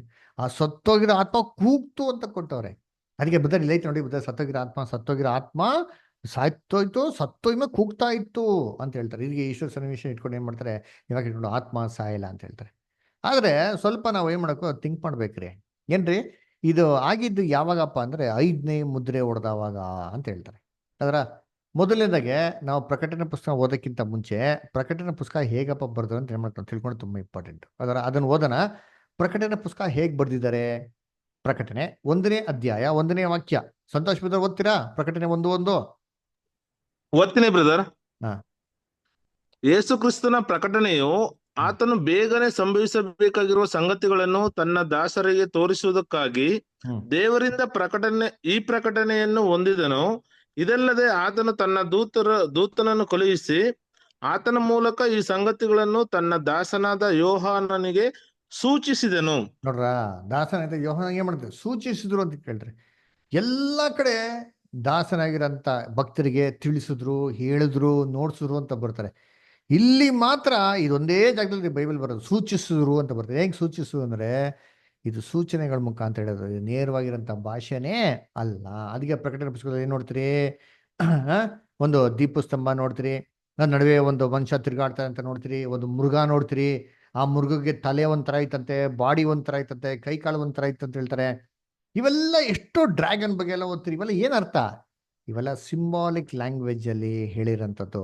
ಉದಾಹರಣೆಗೆ ಏನಪ್ಪ ಸಿಂಬಾಲಿಕ್ ಲ್ಯಾಂಗ್ವೇಜು ಅಂತಂದ್ರೆ, ಇವಾಗ ಟ್ರಾಫಿಕ್ ಪೊಲೀಸರು ಎಲ್ಲಾ ಕಡೆ 1 ವೇ ಅಂತ ಬೋರ್ಡ್ ಹಾಕಿರಲ್ಲ. 1 ವೇ ಅಂತ ಬರ್ತಿರ್ತಾರ, ವರ್ಡ್ಸ್ ಅಲ್ಲಿ ಇಲ್ಲ. ಸುಮ್ಮನೆ ಒಂದು ಆರೋ ಮಾರ್ಕ್ ಹಾಕ್ಬಿಟ್ಟು ಒಂದು ಲೈನ್ ಗೀಟ್ಬಿಟ್ಟಿರ್ತಾರೆ. ಒಂದು ಆರೋ ಮಾರ್ಕ್ ಹಾಕ್ಬಿಟ್ಟು ಲೈನ್ ಗೀಟ್ಬಿಟ್ರೆ ಏನರ್ಥ? ಅಲ್ಲಿ ಹೋಗ್ಬೇಡಿ, 1 ವೇ ಅಂತ ಅರ್ಥ ಅಲ್ದರ? ಅದೇ ರೀತಿ ಏನ್ರಿ ಪೊಲೀಸವನು ಹಿಂಗೆ ಕೈ ನೋಡ್ಸ್ರೆ ಏನರ್ಥ? ಟ್ರಾಫಿಕ್ ಪೊಲೀಸವನು ಹಿಂಗೆ ಕೈ ನೋಡ್ಸ್ರೆ ಏನಪ್ಪ ಅರ್ಥ? ಇಲ್ಲಿ ಅಂತ ಬ್ರದರ್, ಇಲ್ಲಿ ಅಂತ ಅರ್ಥ. ನೋಡಿ, ಅದಕ್ಕೆ ಒಂದು ಸೂಚನೆ ಇದೆ. ಈ ಸಿಂಬಲ್ಗೆ ಒಂದು ಅರ್ಥ ಇದೆ. ಅದೇ ತರ ಸ್ಕೂಲಲ್ಲಿ ಮ್ಯಾಥಮೆಟಿಕ್ಸ್ ಟೀಚರ್ ಪಾಠ ಹೇಳ್ಕೊಡ್ಬೇಕಾರೆ ಡಿವಿಷನ್ ಅಂತ ಬೋರ್ಡ್ ಅಲ್ಲಿ ಬರೀಬೇಕಾರೆ ಹೆಂಗ್ ಬರೀತಾರೆ? ಚಿಹ್ನೆಗಳೇ ಬರೆಯೋದು. ಈಕ್ವಲ್ಸ್ ಅಂತ ಬರೀಬೇಕಾರೆ ಈಕ್ವಲ್ಸ್ ಅಂತ ಬರೀತಾರೆ ವರ್ಡ್ಸ್ ಅಲ್ಲಿ. 2 ಲೈನ್ ಎಳೆದ್ಬಿಡ್ತಾವೆ. ಇಂಟುಗೆ ಮಲ್ಟಿಪ್ಲಿಕೇಶನ್ಗೆ ಇಂಟು. ಅದರ ಈ ತರ ಸಿಂಬಲ್ಸ್ಗಳ ಮುಖಾಂತರ ಮಾಡೋರೆ. ಆ ಒಂದೊಂದು ಸಿಂಬಲ್ಗಳಿಗೂ ವಿಶಾಲವಾಗಿರೋಂಥ ಅರ್ಥ ಇದೆ. ಇದೇ ತರ ಪ್ರಕಟಣೆ ಪುಸ್ತಕ ನಮ್ಗೆ ಏನೋದು ಬರ್ದಿರೋದು. ಅದಕ್ಕೆ ಇದನ್ನ ಅರ್ಥ ಮಾಡ್ಕೊಳಕ್ಕಿಂತ ಮುಂಚೆ, ಇದಕ್ಕಿಂತ ಮುಂಚೆ 4 ಮುದ್ರೆಗಳೈತೆ. ಆ 4 ಮುದ್ರೆಗಳು ಹೊಡೆದವಾಗ ಕುದುರೆಗಳ ಬಣ್ಣಗಳು ಚೇಂಜ್ ಆಯ್ತು ಅಂತ ಕೊಟ್ಟವ್ರೆ. ನಾವೇನ್ ಮಾಡ್ಬೇಕು? ಫಸ್ಟ್ ಆಫ್ ಆಲ್ ಆ ಮುದ್ರೆ ಅಂದ್ರೆ ಏನಪ್ಪ, ಆ ಕುದುರೆ ಅಂದ್ರೆ ಏನಪ್ಪ, ಆ ಕುದುರೆ ಬಣ್ಣಗಳು ಚೇಂಜ್ ಆಯ್ತಲ್ಲ, ಇದ ಅರ್ಥ ಏನಪ್ಪ ಅಂತ ನೋಡಕ್ ಫಸ್ಟ್ ನಾವು ತಿಳ್ಕೊಬೇಕು. ಆವಾಗೇನೆ ನಮ್ಗೆ ಏನಾಗೋದು ಅಂದ್ರೆ 5ನೇ ಮುದ್ರೆ ಏನು, 5ನೇ ಮುದ್ರೆ ಹೊಡೆದವಾಗ ಏನಾಯ್ತು ಅಂತ ನಮ್ಗೆ ಏನಾಗೋದು ಗೊತ್ತಾಗುತ್ತೆ. ಒಟ್ಟಲ್ಲಿ ಇದು ನೇರವಾಗಿರೋಂಥ ಭಾಷೆ ಅಂತೂ ಅಲ್ಲ, ಇದು ಆತ್ಮಿಕವಂತ ಅರ್ಥ. ಆಮೇಲೆ ನೀವೇ ಯೋಚನೆ ಮಾಡಿ, ಬಲಿಪೀಠ. ಬಲಿಪೀಠ ಎಲ್ಲಿತ್ತು? ದೇವ್ರ ದೇವಸ್ಥಾನ ಗುಡಾರದಲ್ಲಿತ್ತು. ಆಚೆ ಕಡೆ 7 ಅಡಿ. 7 ಅಡಿ ಬಡ್ಡಿ ಬಿಟ್ಟಿ ಕೆಳಗಡೆ ಎಷ್ಟು ಆತ್ಮಗಳು ಇರಕ್ಕೆ ಸಾಧ್ಯ? ಲೋಕದಂತೆ ಎಲ್ಲ ಆತ್ಮಗಳು ಇರಕ್ಕೆ ಸಾಧ್ಯನಾ? ಖಂಡಿತವಾಗಿ ಇಲ್ಲ. ಅದಕ್ಕೆ ನೋಡ್ಬೇಕು, ಇದು ಆತ್ಮಿಕ ಅಂತ ಅರ್ಥ. ಇದು ನಾವು ಪ್ರಕಟಣೆ ಸ್ಟಡಿ ಬಂದಾಗ ನಾವು ಇನ್ನೂ ಡೀಟೇಲಾಗಿ ಕಂಪ್ಲೀಟಾಗಿ ಹೇಳ್ತೀರಿ ಅಲ್ವ. ಅದರಿಂದ ಕರ್ತನಲ್ಲಿ ಪ್ರೀತಿಗಳೇ, ಇದು ಸತ್ಯವೇದ ಇದುವರೆಗೂ ಎಲ್ಲ ವಿಚಾರಗಳನ್ನ ತೆಗೆದುಬಿಟ್ಟು ನಿಮಗೆ ಬಹು ಸ್ಪಷ್ಟವಾಗಿ ಕ್ಲಿಯರಾಗಿ ಏನಪ್ಪ ನೋಡಿಸಿ ಅಂದರೆ ಆತ್ಮ ಸಾಯ್ತದೆ ಅಂತ. ಆದರೆ ಎಲ್ಲ ವಿಚಾರ ನೋಡಿಸ್ಬಿಡಿ, ಯಾವುದೂ ಇಲ್ಲ ಮುಚ್ಚುಮರೆ. ಆದರೆ ಕೊನೆಯದಾಗಿರೋದು ಒಂದೇ ಒಂದು, ಯಾವುದಪ್ಪ ಅಂದರೆ ಏನೋ ಐಶ್ವರ್ಯವಂತನು ದರಿದ್ರನಾಗಿರೋಂಥ ಲಾಜರನು. ಇದು ಒಂದೇ ಒಂದು ಪೆನ್ನಿಗಿರೋದು. ಇದನ್ನ ಬರೋಂಥ ಭಾನುವಾರ ಕ್ಲೀನಾಗಿ ನೋಡೋಣ. ಯಾಕಂದ್ರೆ ನೋಡಬೇಕು ಅಂದರೆ ನಮಗೆ 1-1.5 ಗಂಟೆ ಬೇಕು. ಬರೋಂಥ ಸಂಡೇ ಐಶ್ವರ್ಯವಂತನು ದರಿದ್ರನ ಲಾಜರಸ್ನ ಕ್ಲೀನಾಗಿ ಬಹು ಸ್ಪಷ್ಟವಾಗಿ ನಾವೇನು ಮಾಡೋಣ, ನಾವು ನೋಡೋಣ. ಅಂದ ಸೋದರ ಸೋದರಿಗಳೆಲ್ಲರೂ ಈ ಕ್ಲಾಸ್ ಆಗಿದ್ದ ನಂತರ ಐಶ್ವರ್ಯವಂತ ದರಿದ್ರನ ಕ್ಲಾಸ್ ಆಗಿರೋಂಥ ಇನ್ನು ನೆಕ್ಸ್ಟ್ ವೀಕಲ್ಲಿ ಬರೀ ಪ್ರಶ್ನೆಗಳಿರ್ತದೆ. ನಿಮ್ಗೆಲ್ಲ ಪ್ರಶ್ನೆಗಳನ್ನ ನೀವು ತೊಗೊಂಬನ್ನಿ. ನಿಮ್ಗೇನೇ ಡೌಟ್ಸ್ ಇರೋ ಕ್ಲಾರಿಫಿಕೇಶನ್ಸ್ ಎಲ್ಲ ನೀವು ಡಿಸ್ಕಸ್ ಮಾಡೋಣ. ನಿಮ್ಗೆಲ್ಲ ಪ್ರಶ್ನೆಗಳಿಗೆ ಸತ್ಯವೇದ ಮುಖಾಂತರ ಉತ್ತರ ಕೊಡ್ತೀವಿ. ನಮ್ಮ ಯೂಟ್ಯೂಬ್ ಚಾನಲ್ ಸಬ್ಸ್ಕ್ರೈಬ್ ಮಾಡಿ. ನಮ್ಮ ವಾಟ್ಸಪ್ ಗ್ರೂಪ್ ಇದೆ. ಯಾರೋ ಹೊಸೊಬ್ರು ಇಂಟ್ರೆಸ್ಟ್ ಇದೆ, ಆ ವಾಟ್ಸಪ್ನ QR ಕೋಡ್ ಮುಖಾಂತರ ಕ್ಲಾಸಸ್ಗೆ ಜಾಯ್ನ್ ಆಗಿದ್ದಕ್ಕೆ ಕೇಳಿ. ಅವ್ರಿಗೆ ಉಚಿತವಾಗಿ ನಾವು ಏನು ಮಾಡೋಣ, ಕ್ಲಾಸಸ್ ಹೇಳ್ಕೊಡೋಣ. ಇದು ಯಾವುದೇ ರೀತಿ ನಾವು ಫ್ರೀಯಾಗಿ ಮಾಡೋದು, ಯಾವುದೇ ರೀತಿ ಫೀಸ್ ಗೀಸ್ ಏನೂ ಇಸ್ಕೊಳಲ್ಲ. ಸೊ ಇದನ್ನ ಎಲ್ಲ ಸೋದರಗಳು ಎಲ್ಲ ಕ್ರೈಸ್ತವ್ರಿಗೆ ತಿಳಿಸಿ, ಓಕೆನಾ? ಸೊ ದೇವ್ರು ನಿಮ್ಮೆಲ್ಲನೂ ಆಶೀರ್ವದಿಸ್ಲಿ. ಹಾಗೂ ನಿಮ್ಗೇನೋ ಡೌಟ್ಸ್ ಕೇಳಬೇಕು ಅಂತಂದರೆ ಯಾರು ಕೇಳಂಗಿದ್ರೆ ಕೇಳಿ. ಯಾರಿಗೇನು ಡೌಟ್ಸ್ ಕೇಳಿದ್ಯಾ? ಇಲ್ಲ ಮುಂದಿನ ವಾರ ನಂತರ ಕೂಡ ಕೇಳ್ತೀನಿ ಅಂದ್ರೆ ಕೂಡ ಅಭ್ಯಂತರ ಇಲ್ಲ. Sir excuse me sir. Brother ಹೇಳ್ರಿ ಸರ್, ಒಂದು ಡೌಟ್. ಹೇಳಿ ಬದರ್. ಈಗ ಯೋಹಾನ್ ಬರೆದ ಸುವಾರ್ತೆ 5ನೇ ಅಧ್ಯಾಯದಲ್ಲಿ ಹ್ಮ್ ಸರಳ ಅಂದೇನು ಅಂತಂದ್ರೆ ವಾಕ್ಯ, ಸತ್ತವರು ದೇವಕುಮಾರನ ಕಾಲವು ಸತ್ತವರು ದೇವಕುಮಾರ ಧ್ವನಿಯನ್ನು ಕೇಳುವ ಕಾಲ ಬರುತ್ತದೆ, ಅದು ಈಗಲೇ ಬಂದಿದೆ, ಕೇಳಿದವರು ಬದುಕುವರು. ಅಂದ್ರೆ ಇನ್ನು ಯಾರು ಎದ್ದಿಲ್ಲ, ಇನ್ನು ಎಲ್ಲ ಸಮುದಾಯ ಇದ್ರಲ್ತಾರೆ ಸರ್. ಇದು ಆಲ್ರೆಡಿ ಈಗಲೇ ಬಂದಿದೆ ಅಂತ ಹೇಳ್ತಾರೆ ಸರ್. ಎಲ್ಲಿ ಹೇಳ್ತಾರೆ? ಈಗ ಮತ್ತೆ ಬರೆಸುವಾರ್ತೆ 5ನೇ ಅಧ್ಯಾಯ 28ನೇ ವಾಕ್ಯ. Okay sir. 25ರ ಹೇಳ್ತಿಲ್ಲಿ, ನಿಮ್ಗೆ ನಿಜ ನಿಜವಾಗಿ ಹೇಳುತ್ತೇನೆ, ಮತ್ತವರು ದೇವಕುಮಾರನ ಧ್ವನಿ ಕೇಳುವ ಕಾಲ ಬರುತ್ತದೆ, ಈಗಲೇ ಬಂದಿದೆ. ಹೋದ್ರಿ ಸರ್, ಈಗಲೇ ಬಂದಿದೆ. ಯೋಹಾನ ಯೋಹಾನ 5:24 ಸರ್. 25. ಯೋಹಾನ 5:25. ರೀ. ಓದ್ರಿ. ನಿಮಗೆ ನಿಜವಾಗಿ ಹೇಳುತ್ತೇನೆ, ಸತ್ತವರು ದೇವಕುಮಾರನ ಧ್ವನಿಯನ್ನು ಕೇಳುವ ಕಾಲ ಬರ್ತದೆ, ಈಗಲೇ ಬಂದಿದೆ, ಕೇಳಿದವರು ಅವರು. ಸರ್, ಇದು ಆಲ್ರೆಡಿ ಒಂದು ವಾಕ್ಯ ಓದಿಸಿರಲ್ಲ, ಇದು ಮತ್ತೆ 5:28. ಸೊ ಅದರಲ್ಲಿ ಆಲ್ರೆಡಿ ಸಮಾಧಿಗಳವರೆಲ್ಲರೂ ಆತನ ಧ್ವನಿಯನ್ನು ಎದ್ದು ಹೊರಗೆ ಬರುವ ಕಾಲ ಬರ್ತದೆ, ಒಳ್ಳೆಯದನ್ನು ಮಾಡಿದವರಿಗೆ ಜೀವಕ್ಕಾಗಿ ಪುನರುತ್ಥಾನವಾಗೋದು, ಕೆಟ್ಟದನ್ನು ನಡೆಸಿದವರಿಗೆ ತೀರ್ಪಿಗಾಗಿ ಪುನರುತ್ಥಾನವಾಗೋದು. ಅಂದ್ರೆ ಈಗ ನೀವು ವಾಕ್ಯ ಪರಿ ಪರಲೋಕಕ್ಕೆ ಇನ್ನು ಸಮಾಧಿಯಲ್ಲಿ ಇದ್ದರ ಯಾರು ಪರಲೋಕಕ್ಕೆ ಹೋಗಿಲ್ಲ. ಓಕೆ. ಸೊ ಇಲ್ಲಿ ಆಲ್ರೆಡಿ ಕರ್ತನ ಆಲ್ರೆಡಿ ಬಂದಿದೆ ಅಂತ ಹೇಳ್ತಾರೆ ಸರ್. ಈಗಲೇ 25 ವಾಕ್ಯದಲ್ಲಿ ಸತ್ತವರು ದೇವಕುಮಾರ ಧ್ವನಿ ಕೇಳುವ ಕಾಲ ಬರ್ತದೆ, ಈಗಲೇ ಬಂದಿದೆ ಅಂತ ಹೇಳ್ತಾರೆ ಸರ್. ಏನಂತ ಸರಿ, ಯಾರಾದ್ರೂ ಆ ವಾಕ್ಯನ ಓದಿ, ಅಮೃತಾಷ್ಟರ ಓದಿ, ಯೋಹಾನ 5ನೇ ಅಧ್ಯಾಯ 25ರಿಂದ ಓದ್ಕೊಂಬನಿದ್ದೀನಿ. 24ರಿಂದ ಓದ್ಕೊಂಬನಿ. ಯೋಹಾನ 5ನೇ ಅಧ್ಯಾಯ 24ರಿಂದ ಯಾರಾದ್ರೂ ಓದ್ರಿ ದಯವಿಟ್ಟು, ಬ್ರದರ್ ಸಿಸ್ಟರ್ಸ್ ಓದಿ. ನನ್ನ ವಾಕ್ಯವನ್ನು ಕೇಳಿ ನನ್ನನ್ನು ಕಳುಹಿಸಿದಾತನನ್ನು ನಂಬುವವನು ನಿತ್ಯ ಜೀವವನ್ನು ಹೊಂದಿದ್ದಾನೆ. ಯಾರಂತೆ ಒಂದ್ ನಿಮಿಷ, ಇಲ್ಲಿ ಯಾರಿಗೆ ಹೇಳ್ತಾರದು? ನನ್ನ ವಾಕ್ಯವನ್ನು ಕೇಳಿ ನಂಬುವವನು ನಿತ್ಯ ಜೀವನ ಏನ್ ಮಾಡಿದ್ದಾನೆ? ಹೊಂದಿದ್ದಾನೆ. Next continue. ಅವನು ತೀರ್ಪಿಗೆ ಗುರಿಯಾಗುವುದಿಲ್ಲ. ಅವನು ತೀರ್ಪಿಗೆ ಏನಾಗಲ್ಲ. ಯಾರ ವಾಕ್ಯನ ಕೇಳಿದ್ರೆ ಅವನು ತೀರ್ಪಿಗೆ ಗುರಿಯಾಗುವುದಿಲ್ಲ. ಮರಣದಿಂದ ಪಾರಾಗಿ ಜೀವಕ್ಕೆ ಸೇರಿದ್ದಾನೆ. ಅವನು ಯಾರ ವಾಕ್ಯನ ಕೇಳಿ ಪಕ್ಕ ನಂಬಿದನೋ ಅವನೇನಾಗಿದ್ದಾನೆ? ತೀರ್ಪಿಗೆ ಒಳಗಾಗಲ್ಲ. ಅವನು ಮರಣದಿಂದ ಜೀವಕ್ಕೆ ಏನಾಗಿದ್ದಾನೆ? ಪಾರಾಗಿದ್ದಾನೆ. ಅರ್ಥ ಆಯ್ತಾರ? Next continue. ಆಮೇಲೆ ನಿಮಗೆ ನಿಜ ನಿಜವಾಗಿ ಹೇಳುತ್ತೇನೆ, ಸತ್ತವರು ದೇವಕುಮಾರನ ಧ್ವನಿಯನ್ನು ಕೇಳುವ ಕಾಲ ಬರುತ್ತದೆ. ಸತ್ತವರು ಏನ್ರಿ ಮನುಷ್ಯ ಕುಮಾರನ ಏನ್ರಿ ಧ್ವನಿಯನ್ನು ಕೇಳಿ ಅಂತ ಒಂದು ವಾಕ್ಯನ ಕೇಳಂತ ಒಂದ್ ಕಾಲ ಬರುತ್ತದೆ. ಆಮೇಲೆ ಈಗಲೇ ಬಂದಿದೆ, ಈಗಲೇ ಬಂದಿದೆ.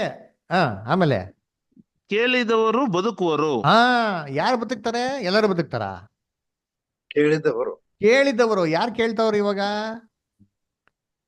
ಜೀವದಿಂದಿದ್ದವರು. ಸಮಾಧಿಲಿರೋರೆಲ್ಲ ಅಲ್ಲಿ ಕೇಳ್ತಾವ್ರ? ಆತನ ಶಿಷ್ಯರು ಕೇಳ್ತಾ ಇದ್ರು ಬ್ರದರ್. ಹಾ, ಎಲ್ಲಾರು ಕೇಳ್ತಾ ಇಲ್ಲ. ಅಲ್ಲಿ ಸಮಾಧಿಲಿರೋರೆಲ್ಲ ಕೇಳ್ತಾ ಇಲ್ಲ ರೀ.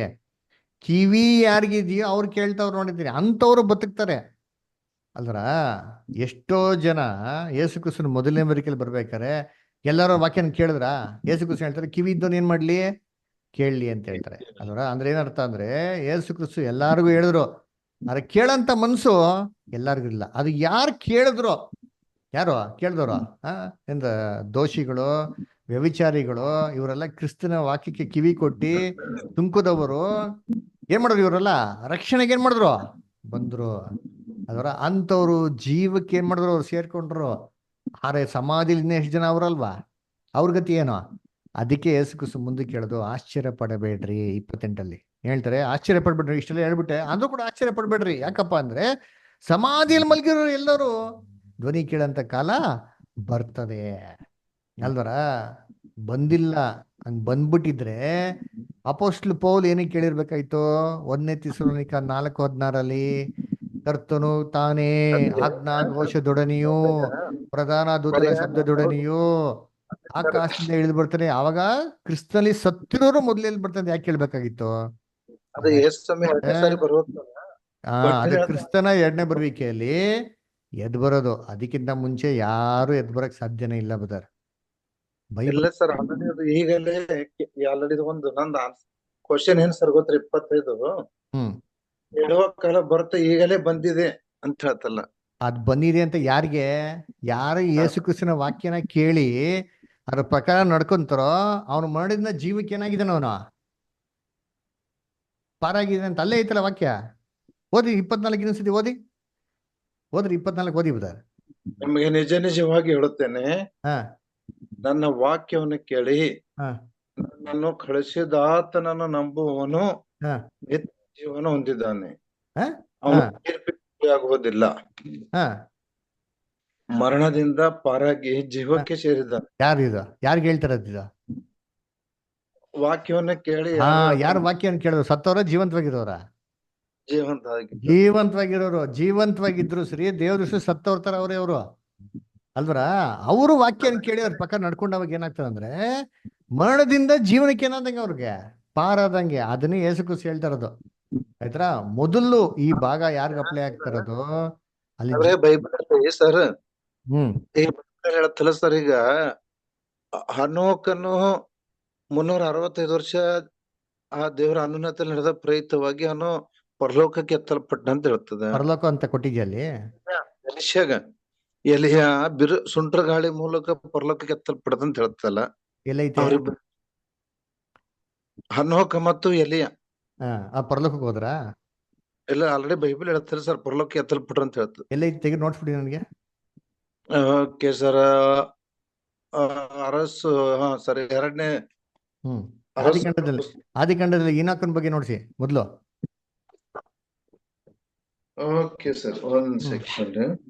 ಆದಿಕಾಂಡದಲ್ಲಿ ನೋಡ್ಸಿ, ಈನಾಕನ ಬಗ್ಗೆ ನೋಡ್ಸಿ.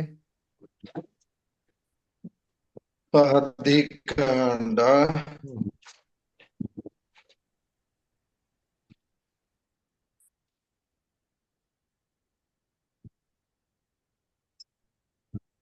Okay sir. ಆದಿಕಾಂಡ 5ನೇ ಅಧ್ಯಾಯ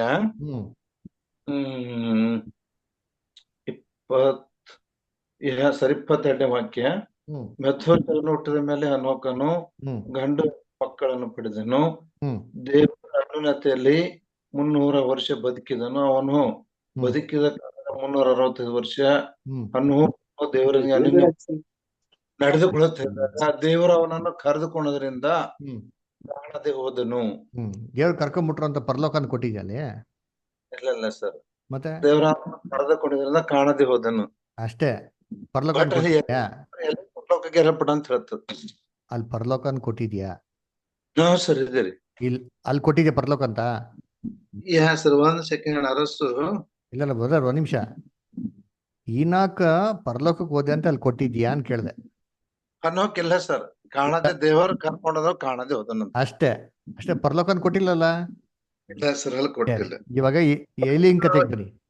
ಎಲಿಯೇ ಸರ್, ಎಲಿಯನ್ ವಿಷಯದಲ್ಲಿ ಓದಿ ಎಲಿಯ 2ನೇ ಅರಸು 2:11 ಓದಿ. 2:11. ಇದಲ್ಲ ಸರ್, ಇದು 2ನೇ ಅರಸು. 2ನೇ ಅರಸು 2:11 ಓದಿ.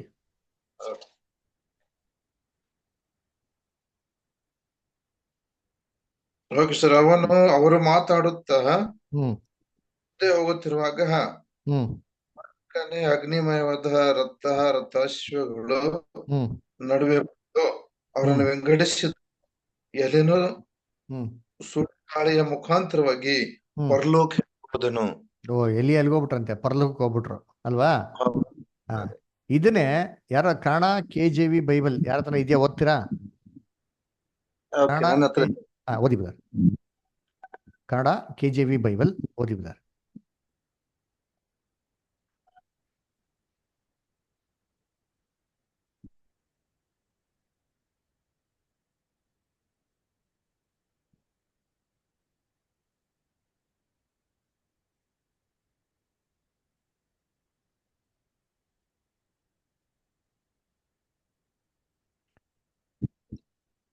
ವಿನೋದ್ ಬ್ರದರ್, ನಿಮ್ಮ ಹತ್ರ ಯಾವ್ದಾರ ಕನ್ನಡ ಟ್ರಾನ್ಸ್ಲೇಷನ್ಸ್ ಇದೆಯಾ?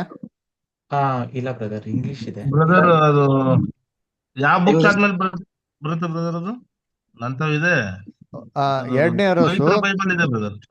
2ನೇ ಅರಸು 2:11. 2:11 ಇದು ನೋಡ್ತೀನಿ ಬ್ರದರ್. ಅವರು ಮಾತನಾಡುತ್ತಾ ಮುಂದೆ ಹೋಗುತ್ತಿರುವಾಗ ಪಕ್ಕನೆ ಅಗ್ನಿಮಯವಾದ ರಥರ ದಾಶ್ವಗಳು ನಡುವೆ ಬಂದು ಅವರನ್ನು ವಿಂಗಡಿಸುವವು. ಎಲೆಯನು ಸುಳಿಗಾಳಿಯ ಮುಖಾಂತರವಾಗಿ ಪರಲೋಕಕ್ಕೆ ಹೋದನು. ಸರಿ, ಓಕೆ. ಶಾಂತಿಕುಮಾರ್ ಬ್ರದರ್, ಸಿಕ್ತಾ ಬೈಬಲ್ ಇನ್ನೊಂದು? ಇಲ್ಲ ಸರ್, ಒಂದೇ ಸರ್. ಸರಿ, ಒಂದ್ ನಿಮಿಷ, ನನ್ನ ಹತ್ರ ಪವಿತ್ರ ಬೈಬಲ್ ಅದು ಹೇಳಿ ಬ್ರದರ್. ಇರಿ, ನನ್ನ ಹತ್ರ ಇದ್ರೆ ನಾನು ಶೇರ್ ಮಾಡ್ತೀನಿ. ಸ್ವಲ್ಪ ಇಲ್ಲಿ ಯಾರು ಓದ್ಬೋದಾ ಸ್ಕ್ರೀನ್ ನಲ್ಲಿ? 2 Kings 2:11 ಈ ವಾಕ್ಯನ ಓದ್ತೀರಾ?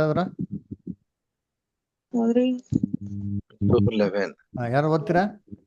ಅವರು ನಡೆದು ಬಂದು ಮಾತನಾಡಿಕೊಂಡಿರುವಾಗ ಅದೇನೆಂದರೆ, ಗೋಹೋ ಬೆಂಕಿಯ ರಥವು ಬೆಂಕಿಯ ಕುದುರೆಗಳು ಅವರಿಬ್ಬರನ್ನು ವಿಂಗಡಿಸಿದವು. ಎಲೆಯನ್ನು ಬಿರುಗಾಳಿಯಲ್ಲಿ ಆಕಾಶಕ್ಕೆ ಏರಿ ಹೋದನು. ಎಲ್ಲಿಗೆ ಹೋದನು ಕೊಟ್ಟಿದೆ? ಆಕಾಶಕ್ಕೆ ಸರ್. ಆಕಾಶ ಅಂತ ಕೊಟ್ಟಿದೆ ಅಲ್ವರಾ? ಇವಾಗ ನಿಮ್ಮ ಹತ್ರ ಇರೋ ಒಂದೇ ಒಂದು ಕನ್ನಡ ಬೈಬಲ್ ಅಲ್ಲಿ ಬಿಟ್ರೆ ಬೇರೆ ಯಾವ ಬೈಬಲ್ ಬರಲ್ಲ. ತೆಲುಗು ಯಾರು ಇದ್ದಾರಾ ಇಲ್ಲಿ? ತೆಲುಗು ಯಾರು ಇದ್ದೀರಾ? ಹೋಗ್ಲಿ, ತೆಲುಗು ಬೈಬಲ್. ಬೈಬಲ್ ಸರ್, ಪವಿತ್ರ ಬೈಬಲ್ ರೀ. ಒಂದ್ ನಿಮಿಷ, ತೆಲುಗು ಬೈಬಲ್ ಯಾರ ಹತ್ರ ಇದೆಯಾ? ಪವಿತ್ರ ಬೈಬಲ್, ತೆಲುಗು ಬೈಬಲ್ ಯಾರ ಹತ್ರ ಇದೆಯಾ ಇಲ್ಲಿ?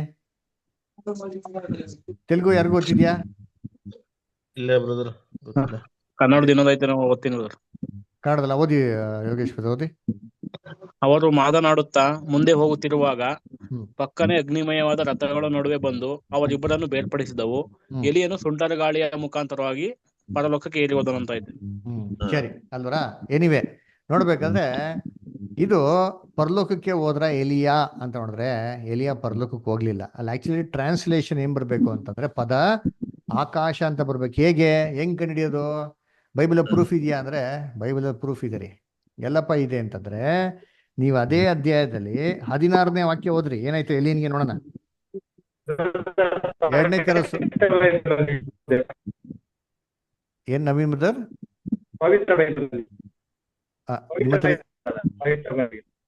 ನಿಮ್ಮ ಇದೆಯಾ ನಿಮ್ಮ ಹತ್ರ? ಓದ್ರಿ, ಪವಿತ್ರ ಬೈಬಲ್ ಓದ್ರಿ. ನಾನು ಓದ್ಲ ಬ್ರದರ್? ಆಯ್ತಾ, ಓದ್ರಿ. ಅವರು ನಡೆದು ಬಂದು ಮಾತನಾಡಿಕೊಂಡಿರುವಾಗ ಆದದ್ದೇನೆಂದರೆ, ಇಗೋ ಬೆಂಕಿಯ ರಥವು ಬೆಂಕಿಯ ಕುದುರೆಗಳು ಅವರಿಬ್ಬರನ್ನು ಭೇದವಾಗಿ ಮಾಡಿದವು. ಎಲಿಯನು ಬಿರುಗಾಳಿಯಲ್ಲಿ ಆಕಾಶಕ್ಕೆ ಏರಿ ಹೋದನು ಅಂತ ಐತೆ ಬ್ರದರ್. ನೋಡ್ರ, ಅದು ಆಕಾಶ ಅಂತ ಕೊಟ್ಟಿದೆ ಅಲ್ವರ? ಸರಿ, ಇವಾಗ ನಿಮ್ಮ ಹತ್ರ ಇರೋ ಬೈಬಲ್ ಅಲ್ಲೇ ನೋಡಿಸ್ತೀನಿ ನೋಡ್ರಿ. 16ನೇ ವಾಕ್ಯ ಓದಿ ಬ್ರದರ್. 16th verse, 2ನೇ ಅರಸು 2:16 ಓದಿ. ಎಲಿಯಾ ಎಲ್ಲಿ ಹೋಗಿದ್ರಂತೆ? ಓದಿ. ಅನಂತರ ಅವರು ನಿನ್ನ ಸೇವಕರಾದ ನಮ್ಮಲ್ಲಿ 50 ಮಂದಿ ಬಲಿಷ್ಠ ಜನರಿದ್ದಾರೆ. ಹ್ಮ್ ನಿನ್ನ ಯಜಮಾನನು ಹ್ಮ್ ಹೊರಕ್ಕೂ ಹೋಗುವುದಕ್ಕೆ ಅವರಿಗೆ ಅಪ್ಪಣೆ ಆಗಲಿ. ಹ್ಮ್ ಯೆಹೋವನ ಆತ್ಮವು ಹ್ಮ್ ಅವನನ್ನು ಎತ್ತಿಕೊಂಡು ಹೋಗಿ ಹ್ಮ್ ಒಂದು ಬೆಟ್ಟದ ಮೇಲಾಗಲಿ ಹಾ ತಗ್ಗಿನಲ್ಲಾಗಲಿ ಇಟ್ಟಿರಬಹುದೆಂದು. ನೋಡ್ರ, ಯೆಹೋವನ ಆತ್ಮ ಅವಾಗ ಅವಾಗ ಎಲಿಯನ್ನ ಒಂದ್ ತಗ್ಗಿನ ಮೇಲೆ ಬೆಟ್ಟ ಮೇಲೆ ಇಡ್ತಾ ಇತ್ತಂತೆ. ಇದು ಕೂಡ ಅದೇ ಆಗಿರೋದು, ಇನ್ನೇನು ಇಲ್ಲ. ಈ ತರ ಎಷ್ಟೋ ಸನ್ನಿವೇಶಗಳಿದೆ, ಎಷ್ಟೋ ವಾಕ್ಯಗಳಿದೆ. ಅದು ಮಾತ್ರ ಅಲ್ಲ, ಇಲ್ಲಿ ಏನ್ ಮಾಡ್ತಾರೆ, ಯಾವ್ದೋ ಒಂದು ತಗ್ಗಲ್ಲಿ ಯಾವ್ದೋ ಒಂದು ಬೆಟ್ಟದ ಮೇಲೆ ಇಡ್ತಾರೆ. ಅಲ್ಲಿಂದ 11 ವರ್ಷ ಆಮೇಲೆ ಎಲಿಯ ಒಂದು ಪತ್ರ ಬರೀತಾರೆ ಬದರ್. ವಾಕ್ಯ ಓದಿ ಬದರ್. ಎಲ್ಲಿ ಅಂದ್ರೆ 2ನೇ ಪೂರ್ವಕಾಲ ವೃತ್ತಾಂತ ಬದರ್, 21ನೇ ಅಧ್ಯಾಯ 12ನೇ ವಾಕ್ಯ ಓದಿ ಬದರ್. 2ನೇ ಪೂರ್ವಕಾಲ ವೃತ್ತಾಂತ 21ನೇ ಅಧ್ಯಾಯ 12ನೇ ವಾಕ್ಯ ಬದರ್. 2ನೇ ಪೂರ್ವಕಾಲ ವೃತ್ತಾಂತ 21ನೇ ಅಧ್ಯಾಯ 12ನೇ ವಾಕ್ಯ ಬದರ್, ಓದಿ. ಹೀಗಿರಲು ಪ್ರವಾದಿಯಾದ ಎಲಿಯನು ಕಾಗದದ ಮೂಲಕವಾಗಿ ಅವನಿಗೆ, ನಿನ್ನ ಪೂರ್ವಿಕನಾದ ದಾವಿದನ ದೇವರಾಗಿರುವ ಯೆಹೋವನ ಮಾತನ್ನು ಕೇಳು. ನೋಡ್ರ, ನೀನು ನಿನ್ನ ಎಲಿಯ ಏನ್ ಮಾಡ್ತಾರೆ, ಒಂದ್ ಪತ್ರ ಬರೀತಾರೆ.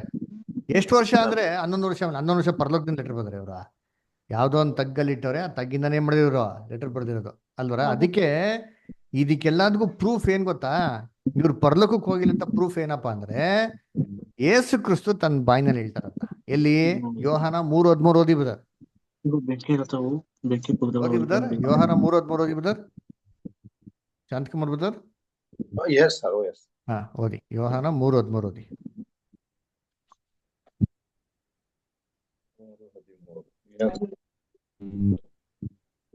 ನಿಮಗೆ ಹಾ ಸರ್, ಪರಲೋಕದಿಂದ ಇಳಿದು ಬಂದವನ್ನ ಅಂದರೆ ಮನುಷ್ಯ ಕುಮಾರನವರು ಯಾರು ಪರಲೋಕಕ್ಕೆ ಏರಿ ಹೋದವನಲ್ಲ. ಯಾಕಂದ್ರೆ ಯೇಸು ಕ್ರಿಸ್ತು ಕ್ಲಿಯರ್ ಆಗಿ ಹೇಳ್ಬಿಟ್ರು, ಆಯ್ತಾ, ಯಾರು ಪರಲೋಕಕ್ಕೆ ಏರಿ ಹೋಗಿಲ್ಲ ಅಲ್ವರ. ಇದು ಎಲಿಯಾ ಮತ್ತೆ ಏನಾಕ್ ಹೋಗಿದ್ಮೇಲೆ ಯೇಸು ಕ್ರಿಸ್ತು ಅಲ್ಲಿಂದಾನೆ ಬಂದು ಹೇಳ್ತಾರೆ, ನೋಡಪ್ಪ ಇವ್ರು ಯಾರು ಏರ್ ಬಂದಿಲ್ಲ. ಯಾಕಂದ್ರೆ ಇವ್ರು ಯಾರು ಪರಲೋಕಕ್ಕೆ ಹೋಗಿಲ್ಲ. ಆಯ್ತಾ? ಯಾಕಪ್ಪ ಅಂದ್ರೆ ಎಲ್ಲರೂ ಸಮಾಧಿಯಲ್ಲವ್ರೆ. ಕ್ರಿಸ್ತನ ಬಂದ್ಬಿಟ್ಟು ಶಿಲ್ಬೆ ಮೇಲೆ ಯಾರಿಗಾರೋ ಪ್ರಾಣ ಕೊಡ್ದಿರೋ ತನಕ ಯಾರಿಗೂ ಪರಲೋಕದ ಆಕ್ಸಸ್ಸೇ ಇಲ್ಲ. ಇಬ್ರೇರ್ ಬಂದಂತ ಪತ್ರಿಕೆ 10ನೇ ಅಧ್ಯಾಯದಲ್ಲಿ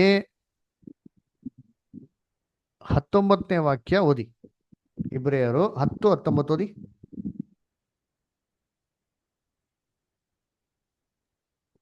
ಹೀಗಿರುವಲ್ಲಿ ಸಹೋದರರೇ, ಯೇಸು ನಮಗೋಸ್ಕರ ಪ್ರತಿಷ್ಠಿಸಿದ ಜೀವವುಳ್ಳ ಹೊಸ ದಾರಿಯಲ್ಲಿ ಆತನ ರಕ್ತದ ಮೂಲಕ ಶರೀರವೆಂಬ ತೆರೆಯ ಮುಖಾಂತರ ದೇವರ ಕ್ಷಮಕ್ಷಮದಲ್ಲಿ ಪ್ರವೇಶಿಸುವುದಕ್ಕೆ ನಮಗೆ ಧೈರ್ಯ ಉಂಟಾಯಿತು.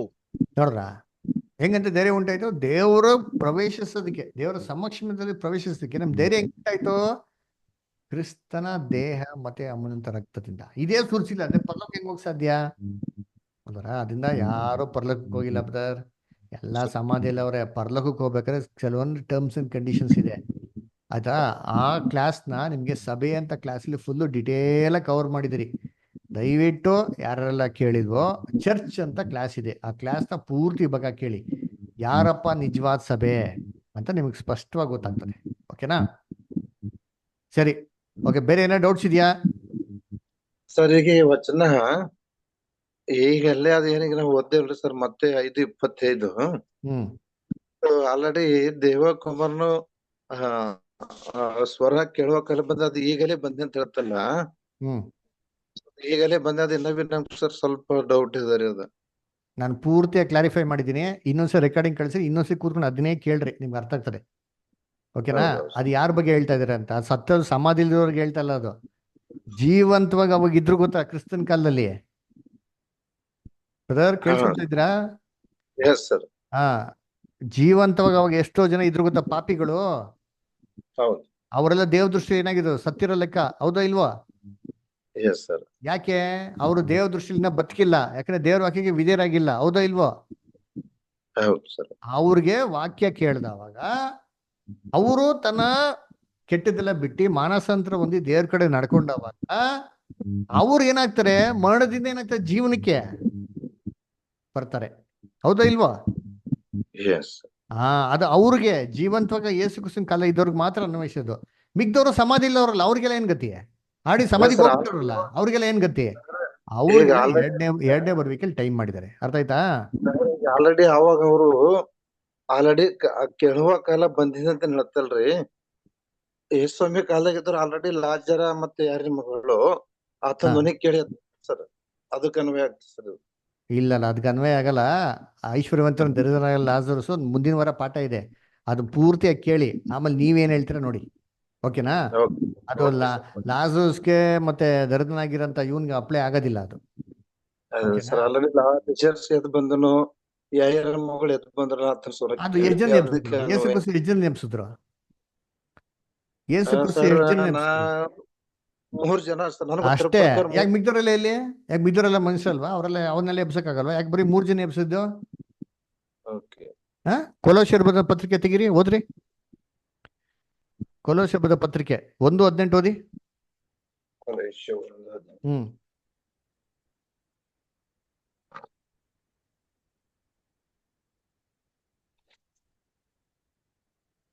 Okay sir.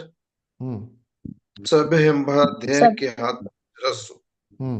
ಆತನು ಆದಿ ಸಂಭೂತನು, ಹ್ಮ್. ಎಲ್ಲದರಲ್ಲಿ ಪ್ರಮುಖನಾಗುವಂತೆ ಹ್ಮ್. ಸತ್ತವರಿಂದ ಮೊದಲು ಎದ್ದು ಬಂದವನು ಆತನೇ. ಯಾರು ಸತ್ತರಲ್ಲಿ ಎದ್ದು ಬಂದದ್ದು ಮೊದಲು? ಯೇಸು ಸ್ವಾಮಿ. ಮತ್ತೆ ನೀವೇಂದ್ರೆ 3 ಜನ ಎಬ್ಸೋರೆ ಅಂತ? ಆತನ ಎದ್ದಿದ ಮೇಲೆ ಸತ್ತವರಿಗೆ ಎಬ್ಸನ್ ಸರ್. ಮತ್ತೆ ಅದೆಲ್ಲ ಹಂಗ್ ಕೊಟ್ಟಿಲ್ಲ. ಲಾಜರಸ್ನ ಯೇಸು ಕ್ರಿಸ್ತು ಸತ್ ಮೇಲೆ ಎಬ್ಬಿಸಿದ್ರ? ಇಲ್ಲ ಸರ್, ಯೇಸ್ವಾಮಿ ಜೀವನ ಇರುವ ಕಾಲದಲ್ಲಿ ಮತ್ತೆ ಇಲ್ಲಿ ಹೇಳ್ತಾರಲ್ಲ ವಾಕ್ಯ, ಯೇಸು ಕ್ರಿಸ್ತನ ಸತ್ತರಲ್ಲಿ ಎದ್ದು ಬಂದಿದ್ದು ಫಸ್ಟ್ ಅಂತ ಹೇಳ್ತಾರಲ್ಲ. ಆತ ಎದ್ದು ಬಂದ್ಮೇಲೆ ಅವ್ರಿಗೆ ಎಬ್ಸನ್ ಸರ್ ಆತನ ಕಾಲದಲ್ಲಿ ಇರುವಂತದ್ದು. ಬೈಬಲ್ನ ಅರ್ಥ ಮಾಡ್ಕೊಬೇಕು ಬ್ರದರ್, ಶಾಂತಕುಮಾರ್ ಬ್ರದರ್. ಅದಕ್ಕೆ ಕ್ಲಾಸಸ್ನ ಡೀಟೇಲ್ ಆಗಿ ಸ್ಟಾರ್ಟಿಂಗ್ ಇಂದ ಗಮನ ಇಟ್ಟು ಒಂದು ಕ್ಲಾಸ್ ಮಿಸ್ ಮಾಡಿದ್ರೆ ಕ್ಲೀನ್ ಆಗಿ ಕೇಳ್ಬೇಕು. ಅರ್ಥ ಆಯ್ತಾ? ಏನಂದ್ರೆ ಇಲ್ಲಿ ಯೇಸು ಕ್ರಿಸ್ತನೇ ಸತ್ತರೊಳಗೆ ಫಸ್ಟ್ ಎದ್ದು ಬಂದಿದ್ದ, ಅದಕ್ಕಿಂತ ಮುಂಚೆ ಯಾರು ಎದ್ದು ಬಂದಿಲ್ಲ ಅಂತ ಏನೇ ಕೇಳ್ತಾರೆ. ಮತ್ತೆ ಇವ್ರು 3 ಜನ ಎದ್ದು ಬಂದ್ರೆ ಅವ್ರ ಗತಿ ಏನು ಅಂತಂದ್ರೆ, ಅವ್ರು ಸತ್ತವರೆಲ್ಲ ವಾಪಸ್ ಸತ್ತೋಗೋರೆ. ಯೇಸು ಕ್ರಿಸ್ತು 3 ಜನ ಎದ್ರು, ಅವ್ರು ಸತ್ತರೋ ಇಲ್ಲ ತಿರ್ಗಾ? ಅದಕ್ಕೆ ಅವರೆಲ್ಲ ಸತ್ತರೊಳಗೆ ಎದ್ದು ಬಂದ ಲೆಕ್ಕ ಅಲ್ಲ, ತಾತ್ಕಾಲಿಕವಾಗಿ ಜೀವಂತವಾಗಿ ಬಂದ್ರು, ತಿರ್ಗಾ ಮರಣ ಹೊಂದಿದ್ರು. ಆದ್ರೆ ಕ್ರಿಸ್ತನಲ್ಲಿ ಪುನರುತ್ಥಾನಾಗಿ ಬರ್ತಾರೆ ಗೊತ್ತಾ, ಅದೇ ನಿಜವಾದ ಸಮಾಧಿಯಿಂದ ಎದ್ದು ಬರೋಂಥದ್ದು. ಅವ್ರು ಎದ್ದು ಬಂದ್ರೆ ಇನ್ನೊಂದ್ಸರಿ ಸಾಯಂತ ಅವಶ್ಯಕತೆ ಇರಲ್ಲ. ಆ ವಾಕ್ಯದ ಅರ್ಥ. ಅದಕ್ಕೆ ವಾಕ್ಯನ ಗಮನ ಇಟ್ಕೊಳ್ಬೇಕು. ಆಮೇಲೆ ಕೇಳ್ಬೇಕಾರೆ ಏನ್ ಗೊತ್ತಾ, ನಮ್ಮದೇ ಆದಂತ ಅನೇಕ ಕಲ್ಪನೆಗಳಿರ್ತಾರೆ ಬರ್ತಾರೆ. ನಾವು ಹುಟ್ಟಿದಾಗಿನ ಕೆಲವೊಂದು ಮೈಂಡಲ್ಲಿ ಫಿಕ್ಸ್ ಮಾಡ್ಕೊಂಡ್ಬಿಡ್ತೀರಿ. ಇದನ್ನೆಲ್ಲ ಬಿಟ್ಬಿಟ್ಟು ವಾಕ್ಯ ಏನ್ ಹೇಳ್ತಾರೋ ಅದನ್ನ ಕ್ಲೀನಾಗಿ ಏನ್ ಮಾಡ್ಕೋ ಸ್ವೀಕಾರ ಮಾಡಕ್ಕೆ ನಾವು ಆ ಒಂದು ದೃಷ್ಟಿಯಿಂದ ಕೇಳಿದ್ರೆ ಸತ್ಯವೇದ ಕ್ಲೀನ್ ನಮ್ಗೆ ಅರ್ಥ ಆಗ್ತದೆ. ಅರ್ಥ ಆಯ್ತಾ? ದಯವಿಟ್ಟು ಇದುವರೆಗೂ ಆಗಿರೋ ಕ್ಲಾಸಸ್ನೆಲ್ಲ ಸ್ಟಾರ್ಟಿಂಗ್ ಎಲ್ಲರೂ ಅಷ್ಟು ಹೇಳ್ತಾ ಇದೀನಿ, ದಯವಿಟ್ಟು ಎಲ್ಲರೂ ಸಿಸ್ಟಮೆಟಿಕ್ ಆಗಿ ಕೇಳಿ, ಆಯ್ತಾ? ಇದೇ ತರ ಎಷ್ಟೋ ಡೌಟ್ಸ್ಗಳು ಬರ್ತಾರೆ. ಡೌಟ್ಸ್ಗಳು ಬಂದ್ರೆ ದಯವಿಟ್ಟು ನೀವೇನ್ ಮಾಡಿ ಕ್ಲಾರಿಫೈ ಮಾಡ್ಕೊಳ್ಳಿ. ಇದೆಲ್ಲ ಕ್ಲಾರಿಫೈ ಮಾಡಿದಿರಾ ನೀವು ಮುಂದೆ ಬರೋ ಕ್ಲಾಸಸ್ನ ನೀವು ಅರ್ಥ ಮಾಡ್ಕೊಳಕ್ಕೆ ತುಂಬಾ ಕಷ್ಟ ಆಗ್ತದೆ, ಆಯ್ತಾ? ಬೈಬಲ್ಲು ಒಂದ್ ಕಡೆ ಹಿಂಗೆ ಹೇಳಿದ್ರೆ ಇನ್ನೊಂದ್ ಕಡೆ ಉಲ್ಟಾ ಪಲ್ಟಾ ಹೇಳಕ್ ಸಾಧ್ಯನೇ ಇಲ್ಲ ರೀ. ಎರಡಕ್ಕೂ ಏನೋ ಒಂದು ಅರ್ಥ ಇರಬೇಕು. ಅದನ್ನ ನಾವು ತಪ್ಪಾಗಿ ಅರ್ಥ ಮಾಡ್ಕೊಡ್ತೀರಿ ಅಷ್ಟೇ. ಅದನ್ನ ಕ್ಲೀನಾಗಿ ಅರ್ಥ ಮಾಡ್ಕೊಂಡ ನಮ್ ಕ್ಲೀನಾಗಿ ಅನ್ವಯಿಸ್ತದೆ. ಅರ್ಥ ಆಯ್ತಾ? Okay sir. ಸರಿ, ಓಕೆ ಹಂಗಾರೆ ಪ್ರೇಯರ್ ಮಾಡಿ ಕ್ಲೋಸ್ ಮಾಡೋಣವಾ? ಇಲ್ಲ ಏನಾದ್ರು ಡಿಸ್ಕಷನ್ಸ್ ಇದೆಯಾ? 21st ಬರೀ ಡೌಟ್ಸ್ ಇರ್ತದೆ. ನಿಮ್ಗೆ ಏನೇ ಡೌಟ್ಸ್ಗಳಿದ್ರು ಅವತ್ತು ಕೂಡ ತರ್ಬೋದು. ನಿಮ್ಗೆಲ್ಲ ಪ್ರಶ್ನೆಗಳು ಉತ್ತರ ಮಾಡೋಣ. ಸರಿ, ಓಕೆ ಪ್ರೇಯರ್ ಮಾಡಿ ಕ್ಲೋಸ್ ಮಾಡೋಣವಾ? ಓಕೆ ಸರಿ, ಓಕೆ.